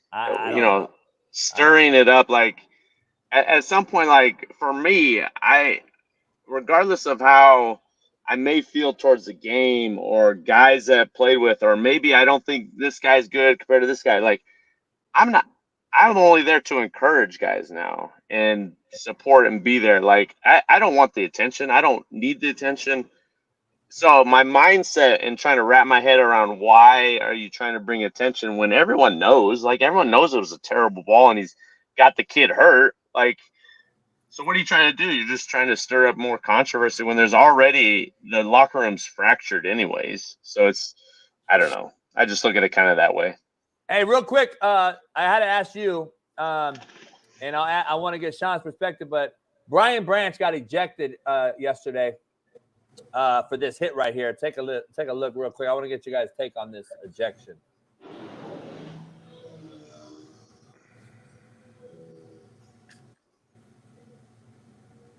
He's falling down. Listen, I get the rule. I think he's trying to lead with his shoulder, but the helmet's going to make contact because it's the helmet. And then the other thing about it, the body that he hits is falling to his level too. Right. So, like, I don't know. And we're putting it in slow motion right now. Again, everything in slow motion looks like, oh my God. But when you watch it normal speed, it's like, this is bang, bang. Like, this is not like some, Yeah, I mean, if I'm the coach of 32, and I know Dan Campbell's saying the same thing, this is amazing Lion football. And you live with the penalty because we don't play slow. We don't play anything other than a violent attacking the football. So I don't know. The rules, we can go on and on about the rules, what they are now. Is it a penalty? Yeah, it's the penalty. But I love the guy finishing and going through the football. So if I'm his coach, I'm giving him an attaboy, and I'm probably spooling up the fine money to pay for it. Yeah. I just want consistency. I don't know if you guys saw the overtime of the Rams Seahawks. Yep. But the Seahawks, which play? The Seahawks got the one that he broke up on the sideline deep ball. He came over and that wasn't a penalty. They threw the flag initially, but then picked it up. Yeah. Like, to me, it's such a bang bang play. What's the difference in the two? I don't think they should have been a late hit or personal foul in the Lions Green Bay game. I agree. It was crazy. I agree. Yeah. I think like a play like this should be reviewed because it had no effect on the ending result. The ball is already gone, dropped. Right. And he's trying to turn his shoulder to him. Yeah, like it's not like So what about the Colt game last night? And they hit what's his name in the head? They call it every other game. They don't hit it. They pick it up. On the sack fumble touchdown. Grover Stewart, destroyed the guard, sacked him. Yeah, he blew the guard up. You see that, Shaun? Oh my God, that would have been a travesty. I just don't get I don't get the inconsistency. I don't. Because that shows you know what it is, JB. Even the refs don't really know. That's why it's inconsistent. Yeah, I mean, it's hard on the refs. Like I know a lot of the refs over the course of their career, and they don't like the rules. I mean, the majority of them are. This isn't fun for us. We don't like trying to call these plays. We don't even know half the time if this is the right call or not, but we're having to because they're telling us in meetings. So it's, again, if they don't try to pull back some of these rules moving forward, the game is going to be a shell of itself. It already kind of is. Hey, Edub, I want to ask you one more thing and get you out of here, man. I hate seeing those trucks drive right by you. Let me ask you this. This happened in a high school game. This was Rancho Cucamonga, C.J. Stroud's former school. I saw that. Yeah. Playing against Damien High School. A couple buddies of mine are the coaches there right now. Coached for me in JUCO before. This right here, number 2, goes and hits his kid in the back. What do you do going forward as you enter the playoffs as a head high school coach here in California? How do you avoid this? I've never had this issue as a head coach. They knew better. This to me, this screams this screams no respect for the head coach. I'm just going to be honest. I don't see any other way. What do you say about this? It's not as cut and dry as you're saying. I think dealing with 18 to 22-year-olds in this situation and educating them on, like, if you leave the bench, this is the consequence. If you throw a punch, this is the consequence. High school kids just lose their minds. And I've had it 2 times where we've had interactions on personal foul lay hits. And I've had guys leave the field when I've told them multiple times and had meetings on it, on what happens when you do that. And fortunate that those kids didn't get suspended. But if that was my kid, he would be not playing moving forward. Because you just can't do stuff like that. That's like a blatant cheap shot that is out of character. That is a lack of culture for your program. I'm disciplining my team today at practice because we had 2 personal foul penalties. And it's just unacceptable that you put yourself above the team and potentially hurt us in a game that, the game was in hand, but we got the playoffs starting now. You do something like that, that can lose us the game. So it needs to be reinforced. It needs to be taught. It needs to be explained. And ultimately, it does come back to the head coach. Hey, when do you play? I'll be honest, JB. 2 will be kicked off for the rest of the year. But if I coach 12, he'd be suspended as well. The one that's over there woofing at the sideline directly. Yeah. I have him suspended as well. I agree. You started your behavior started and instigated the reaction that occurred. Now, 2, you got to have more self-control with that. You out of here. That's just to go hit a dude in the back of the head. Like, come on, man. That's dangerous, too. The whiplash effect, all that. Neck or the back or something. Like, come on, that's seriously. And also, I would like to know, is that whose crowd is he at? I understand the home team usually is on the home side, but I used to put my my team on the visitor side, just so we're clear. So, because I used to do it for strategy, because I didn't want to hear my fucking guys over there, and I wanted to hear the voices come at me across, so I knew who the fuck was saying it, and I could see them in the crowd, so I knew what parents and all that shit. That's one of my. That's next level. That's next level right there, Coach. Hey, so I put my guys on the opposite side because I didn't want them around the crowd. I didn't want my guys around the crowd. But I'm curious to see what crowd that was. If he's celebrating with his home crowd because he won the game, or is he taunting the home crowd? No, he was taunting the whole team. Yeah. But we don't know what he's saying. He probably excited, like, hell yeah, we did that. We did that. Hell yeah. So I'm saying, like, it's football, still emotion. You know what I mean? 12. I mean, he walking over there like he want the fade. So no, Smitty. Stop defending the players all the time. Go celebrate with your teammates. Hey, he got the gun, but he ain't gonna shoot it. He ain't gonna shoot it. They was talking crazy. They talked all that mess. Look what we did. He said. Hey, E-Dub, who you got this week? We got Brawley at home, and they're good 9-1. They got a stud quarterback. How about this? Their starting quarterback starts also at outside linebacker, defensive end. Hold on, they're starting corner. Quarter. Oh, quarter. I was like, got you. Yeah, he's a good player. It's at home, right? It's at home. It's at home, yeah. 7 p.m. and I went last year, so I think you got to roll through. So we go 2 for 2, and if we win, we play at Carlsbad, which would be a big game. So we got to get through this one. I'll be there. We'll see if Smitty has something to do. Good luck, EW. Good luck. Hey, man. Hey, get off the freeway, man. Get off the freeway. With your dog, man. Hopefully you find the dog, man. If you need help, anybody in San Diego, anybody in the area down there, if you see a big cane Corso, find it and get it to E-Dub. Name's Aragon. It's a brindle. Really nice. He's scary looking, but he's nice, and he's probably he's out there somewhere. Hopefully we find him. Appreciate you guys. Love y'all. All right, love you, man. I'll see you later. E-Dub a good dude, man. I like you. Yeah, real good dude. For sure. Real good dude.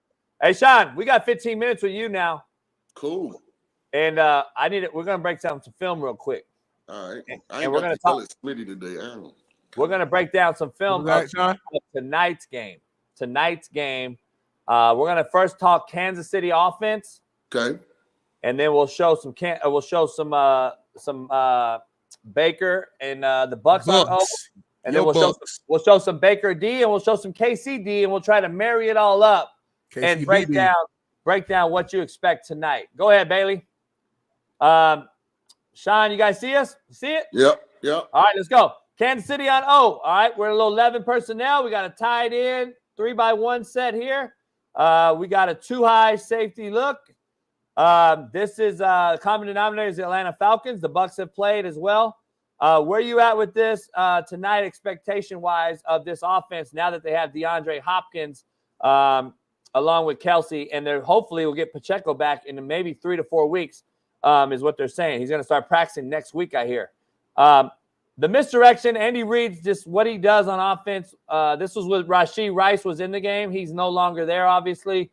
What do you expect tonight against a banged-up Bucs team, your former team? I think what Kansas City's done is a testament to why they've been champions. No matter what has happened, they've adapted and adjusted. Take me out, Bailey, real quick. Yeah, go ahead, Shaun. I think it's a testament to how good Andy Reid is, what they've done so far. They've adjusted with the injuries. They've turned into a run the football, play field position, kind of team, and they're winning like that. What was so great about that was they started with that tight formation. So you already make Atlanta condense the defense. Then your motion dictates that you got man now because the nickel follows them across. And, man, they actually ran a double move pick play down the field. The clear out guy picks he almost runs like a twirl route. I think you said it was Rashee Rice. The creativity in what they do is amazing. And I guarantee you they've got outside zone away from the motion, inside zone to the motion, on the run cut-ups already out of that look. So go ahead, Bailey, show it. Here's what I want to show you, and I'm going to marry this up, and you'll just have to live with me because I can't see the screen. But I'm gonna show you one play on offense of the Chiefs, and then we'll go to one play on defense of the Bucs, so we can marry this up and do it the right way. Here we got a 3-by-1 set for Chiefs on offense. Obviously, this is the Falcons on D. We're taking a little smoke screen. Xavier Worthy, we've talked about him. We'd rather get this guy the ball in space, right? The Bucs have to worry about him tonight, along with DeAndre Hopkins, right? And then we're going to go over on defense real quick, Bailey. Just stay there. Go ahead, Bailey. Now we got the Bucs on D, Shaun. Look, they're traditionalists. They want to get to you with their linebackers in front 4. They want to play a lot of one man free. They'll get into some 2-high. They'll play some man free. They're going to try to stop the run. Can they live in 1-high versus the Chiefs? I think if Jamal Dean is healthy and able to play, they've got a chance. If Jamal Dean's out like he was out last week against the Falcons, it could be a long night. Now, they're 1-high because they're facing Lamar here, right? Explain the difference between them and 1-high versus Lamar and 1-high versus Pat. Well, you gotta add a defender into your run fits because you gotta account for the quarterback run game. Right here. So you don't have to really do that with Mahomes. Mahomes runs are going to be generally on pass plays, but with Lamar, if you try and play that 2-safety high look, they're going to outnumber you in the run game because they're gonna zone read or jet sweep read off of an unblocked defender, so they're not going to block one in the box already. No doubt. Show you another play real quick. Here's some Chiefs offense. This guy, so you guys can all see, all you fans out there can see the difference between the Kansas City on O against the defense of the Tampa Bay Bucs, like no other show on planet Earth. We'll give it to you. This is tonight's game. Is this a foregone conclusion that the Chiefs stay undefeated? So I think one or two things is going to happen. Tampa's going to win outright or the Chiefs will win in cover.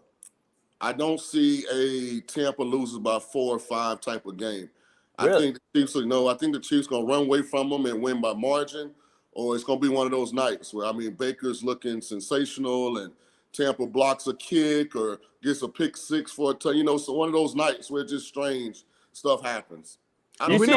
Is Mike Evans playing today? Do we know? He's out to week 11, they said. Hamstring? Yeah. Here's the difference.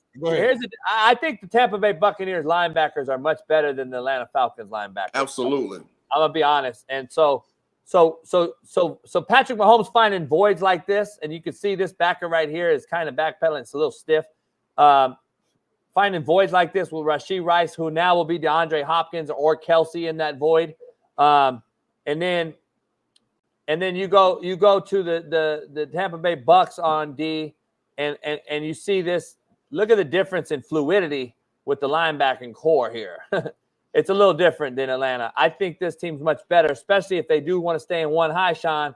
They're going to make Patrick Mahomes read the coverage a little bit better, and they're going to have to run a little bit more man beaters on offense than they did against the Falcons, right?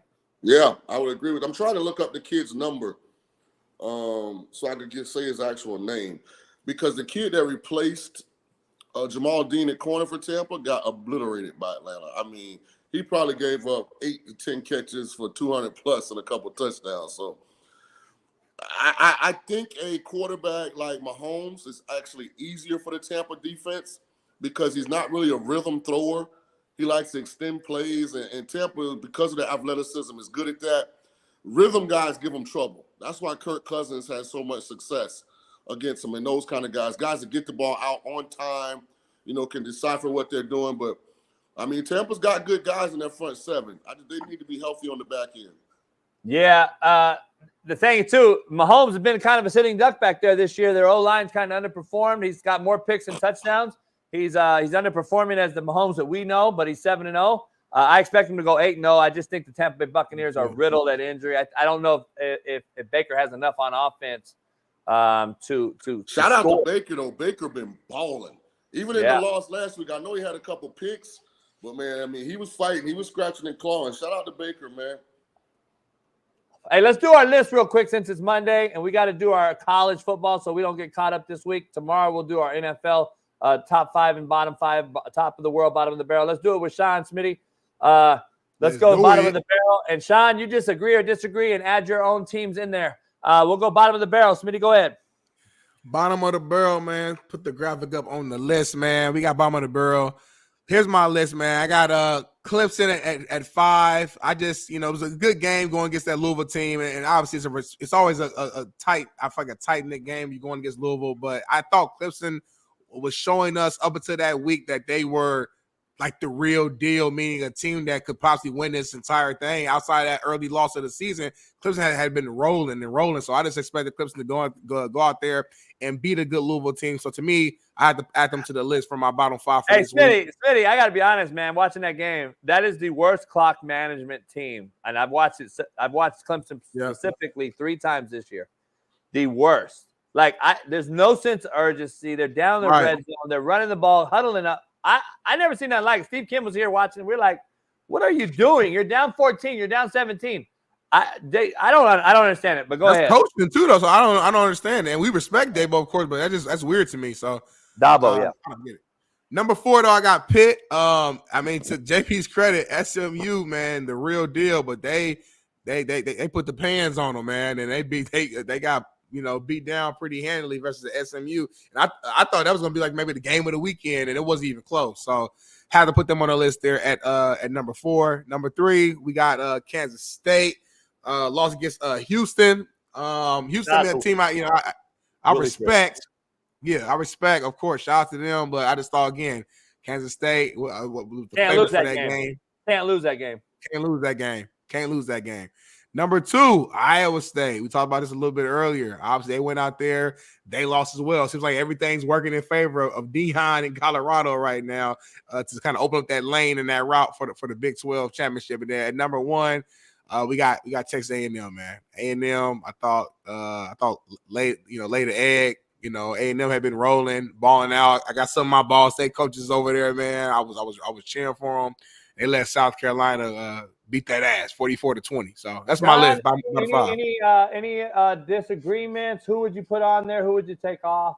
I would have Clemson number 1 because I think they had a clear path to an ACC title game versus Miami to get in the college football playoff. And it wasn't that they lost to Louisville. It was that Louisville looked like the more physical team and the more athletic team. And to let Louisville come into Death Valley, and because they really beat Clemson. Like, don't look at the final score. Clemson tried to, do some stuff late. Like, they beat the brakes off Clemson. So I put that 1. I'd have Penn State 2 Not because they lost to Ohio State, but because it looked like the same way they've lost to Ohio State, and they haven't made the adjustments. I'd take Texas A&M off the list just because I thought that was a letdown spot. Huge win versus LSU the week before. Now you got to go to Columbia, South Carolina for a night game. I don't know if you've been down there. That's a tough place to play. You know, against a South Carolina team that's been scrappy. K-State's just average. Pitt had been getting lucky, man. Pitt had been losing the stat battle. They just been getting lucky. Like Syracuse game, they were up, 3 touchdowns, and I don't think they had a first down on offense. Like, so just some strange stuff. Then Ohio State, it was raining. And I know I don't like to make excuses, but man, when you're in the rain, anything can happen. I mean, just anything can happen. Your team got to really be mentally tough to handle it. But I did like Iowa State losing. I didn't feel like they are a college football playoff team. I think the Big 12 is a very mediocre conference, and I didn't want 2 teams out of the Big 12 to make the college football playoff anyway. So now we got to be pro BYU to run the table. Yeah, I agree with you. Like, this kind of proves my point right here with the Big 12. I mean, they're fucking horrible. And then Nebraska, who beat the brakes off Colorado, got beat by UCLA. That's the Big 10, but yeah. I know. I'm just saying that's like my point with Colorado, though. Like this fucking. That was early in the season, bad laws. I'll say this. Learn from it. I'll say this. This works in Colorado's favor. Oh, that's why I said like huge. Yeah, because it's a letdown spot now for Texas Tech next week with Colorado. Yeah, show mine real quick, and then critique mine, Shaun. I got A&M at 5. I just thought you could not lose that after winning 7 in a row. After that first Notre Dame loss, you were on a high. You controlled your destiny going up against Texas in that big time showdown coming up, and now it's kind of like a moot point game now because you lost. And I thought they got handled, like you said. K-State, I just think you can't lose that game. I just don't think you can lose it because now. Your win against Colorado means nothing. USC, I just think you're just you can't lose those games. You can't lose these games. Iowa beat the brakes off Washington, Shaun. Iowa put up 40 on Washington, and now UCLA gets Iowa at home this week. I'm very interested to see how good these teams really are. Again, what do I know? Football is fucking garbage. Nebraska, you got to get on the list. Matt Rule has underperformed since the Colorado game. Like, let's just be honest. Yeah. Matt Rule, the offensive coordinator, I believe Satterfield or whatever, I know they're asking for them to be put out of there. And by the way, I like Matt Rule and everything. I've known Matt a long time. I've sent him a lot of players. He's also very, very bad when it comes to ranked opponents. He has not beaten any ranked opponents either. I don't know his record offhand, but I would know for a fact that it's very, very below 500. He does not beat ranked opponents either. And then Iowa State, to control your destiny and not have to play Colorado and not have to play BYU, to lose a game like that to Texas Tech, who got the fucking 50 burger put on them by Baylor the week before and got TCU put up 50. There's no way you can lose that game, especially when you're talking about how great your defense is and all this old shit. I thought that was number 1. Shaun, go ahead and critique that. Replace who you want. So it's only 2 that weren't on Smitty's list. So the USC game, the alarming issue for me is they could not execute at the end of another game. If you look at their season, Maryland, Penn State, now Washington, they had chances to win all these games in the fourth. I don't know if y'all watched the Washington game. USC has the ball inside the 20. With I think 30 seconds left. If they score a touchdown, they win. They couldn't get it done. So it just seems their late game execution has been detrimental. That's coaching. Nebraska's got a major issue if they don't finish strong. Can they keep Dylan Raiola? Because I'm telling you, as average as I think Nebraska is, without Raiola, they are mud. So damn, I think he's mid. I think he's mid.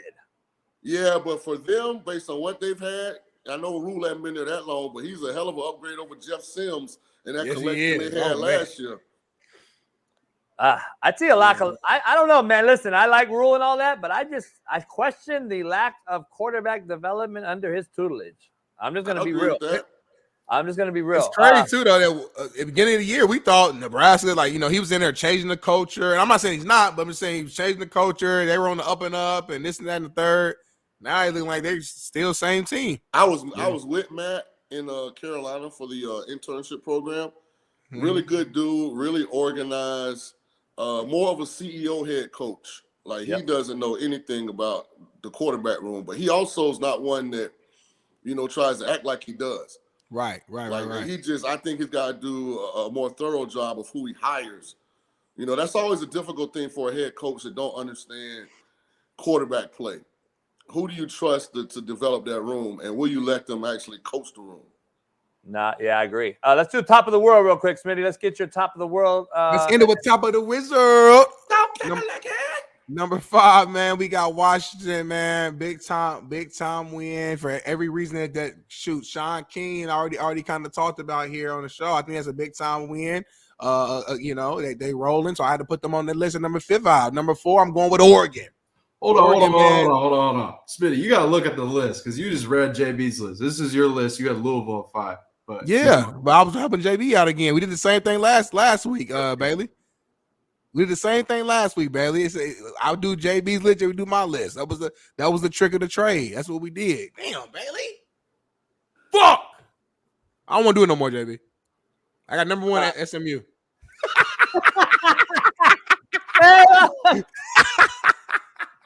Let's go number 1. Well, I'll go down. Okay, Louisville, legit. That's a big time win. Especially after they collapsed last week at home. Is it though? Because it's a big time win, homie. This team just got riddled by a Miami team, and they lost again before that. Louisville's kind of. Well, here's why it's a big win, in my opinion. It keeps them in the hunt to be in the ACC title game. Now they got an outside shot.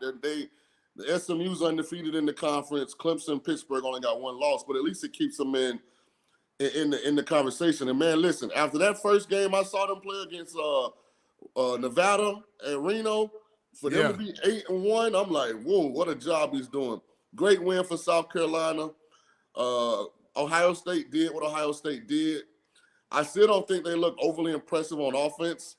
I don't think they. But you win that game, you win that game. You know what I'm saying? Penn State was ranked ahead of them too. That's a big time win. And it was at Penn State. I have no idea why Penn State would allow that game to be played during the day. That's the white out game. Yeah.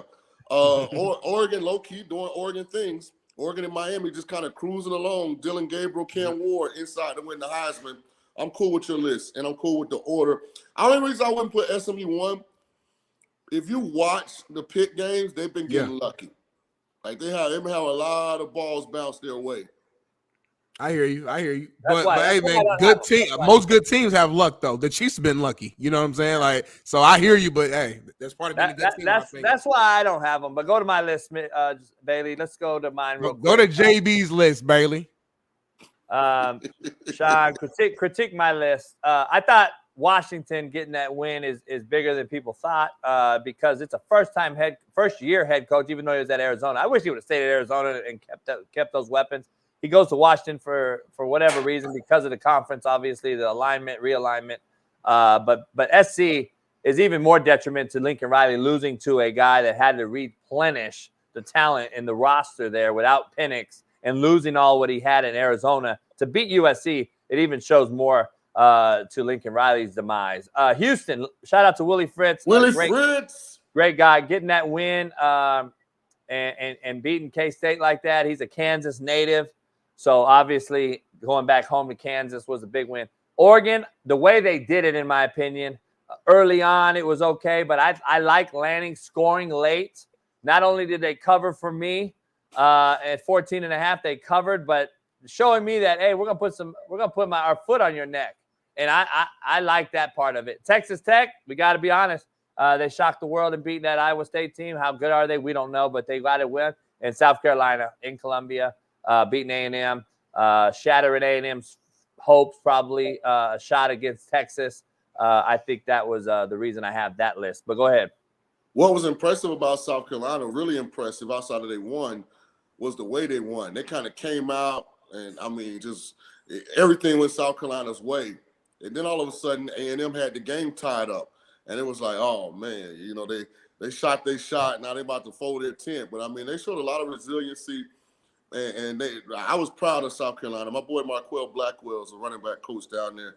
Shout out to him. He got those guys toting it. Big win for Texas Tech, Oregon. I mean, Fritz is doing what Fritz does, right? He's a program builder. If you get out the way and give him time, you know, you have a really good program. And I thought Washington was a big win, and nobody talks about this.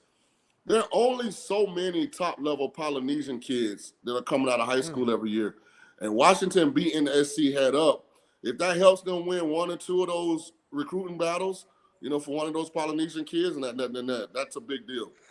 But it's funny you say that because there's three hotbeds for polys in America. Right here in Southern California is probably one. Seattle, Washington, probably two, or argue Bountiful, Utah.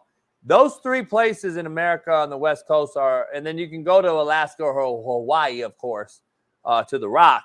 But those are the places we recruited polys from the most. That's where most polys reside because of the refineries that are in the docks are in California. There are refineries in the docks in Seattle, and then you got Utah, Bountiful, Utah, is known for polys, and then obviously you can go to Alaska or Hawaii, of course.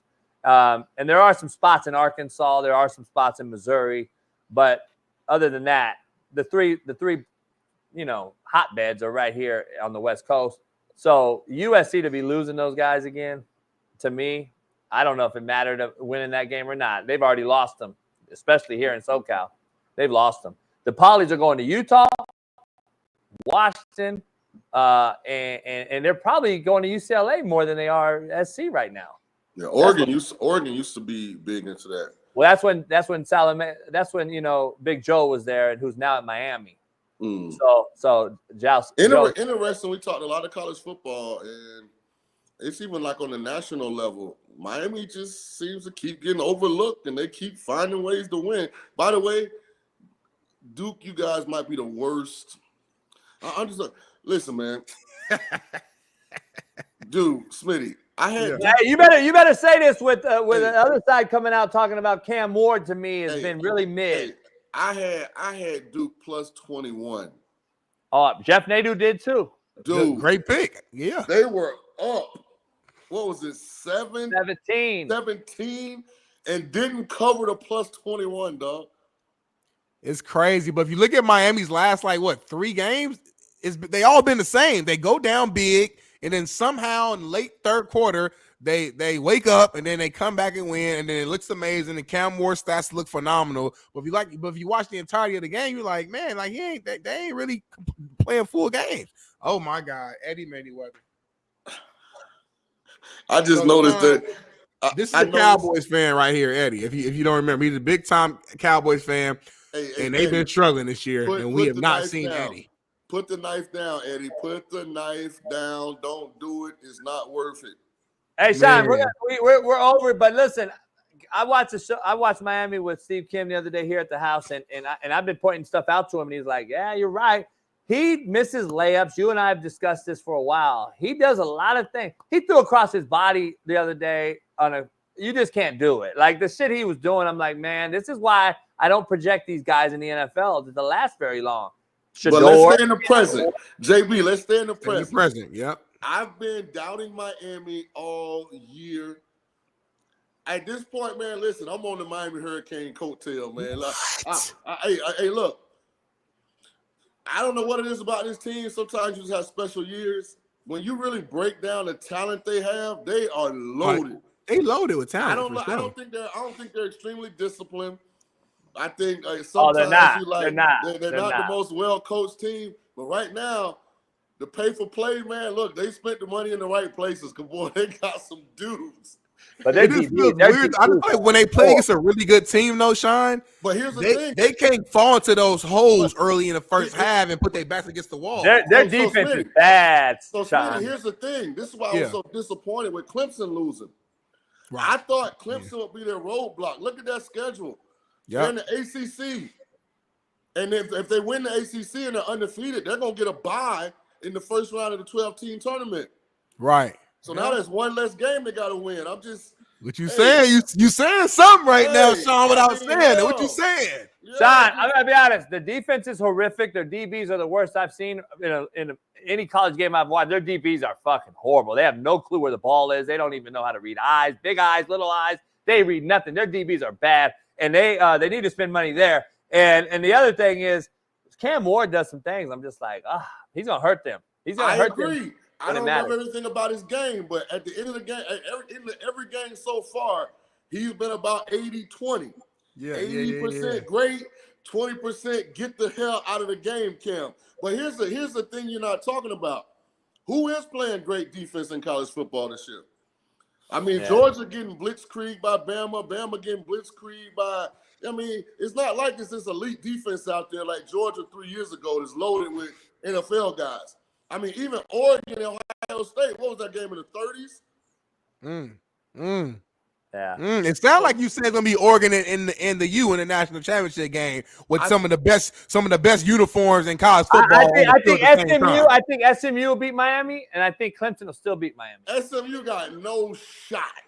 Oh, you crazy? Give me Colorado and Shedeur Sanders over Cam Ward in Miami. Anyway, let's move on. One Great thing show, I guys. do know, Colorado can't beat Miami.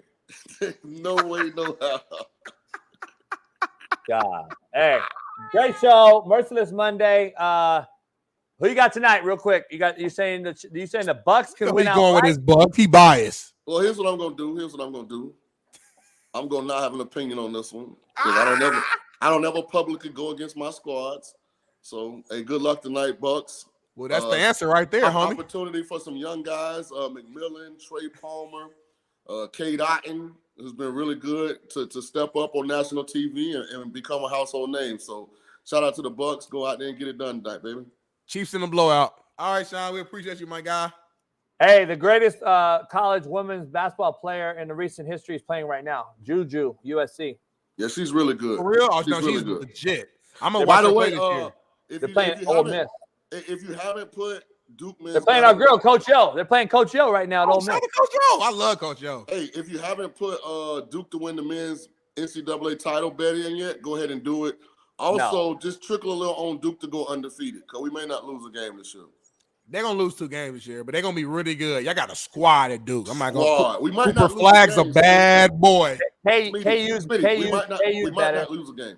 KU's better. Man, I don't know.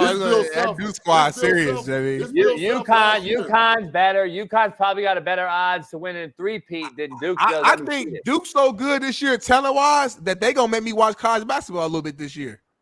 Yeah, I didn't watch it all last year. We might not lose a game, JB. I'm just telling you. I'll never watch girls, and I'll never watch a girls game. No, the girls be dinner better than Duke a lot of times. I'm out. I gotta go to Costco with the wife. All right, man. Hey, grab them cookies. Get them cookies. All right. Great show. Great Monday show, man. That's how you do it. Another show I carried. Good job coming appreciate along. You for carrying, man. It's the Coach JB show with Big Smitty. Good job jumping on with me. Appreciate it. You're supposed to carry it, JB. By the way, man, get your bucket hat. You know what that white line is? All this white, that's salt. Salt water. Oh, okay. I thought it was something else. Okay. Shout out to the salt water in the ocean, man. But hey, this is a great show, man. I got pissed. I didn't take a break. It's a weird week for me, JB. It's a weird week for me. So tomorrow, let's make this thing crazy. We'll get to that.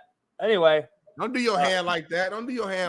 Don't flag me off like I'm a nobody, homie. Hey, shout out for 14 minutes past. Everybody, pound that like, subscribe, become a member. We'll see you tomorrow. I might do a reaction show tonight after the Monday night game, especially if the Queendom loses. Well, anyway, I got to piss. Bailey, take us away. Pound that like. We'll see you tomorrow on The Realest Show on Planet Earth. Issues get pressed so fast you don't get sacked like bags and baggage. Smitty and Jason Brown, kill the ass a rap. We what the game's been missing.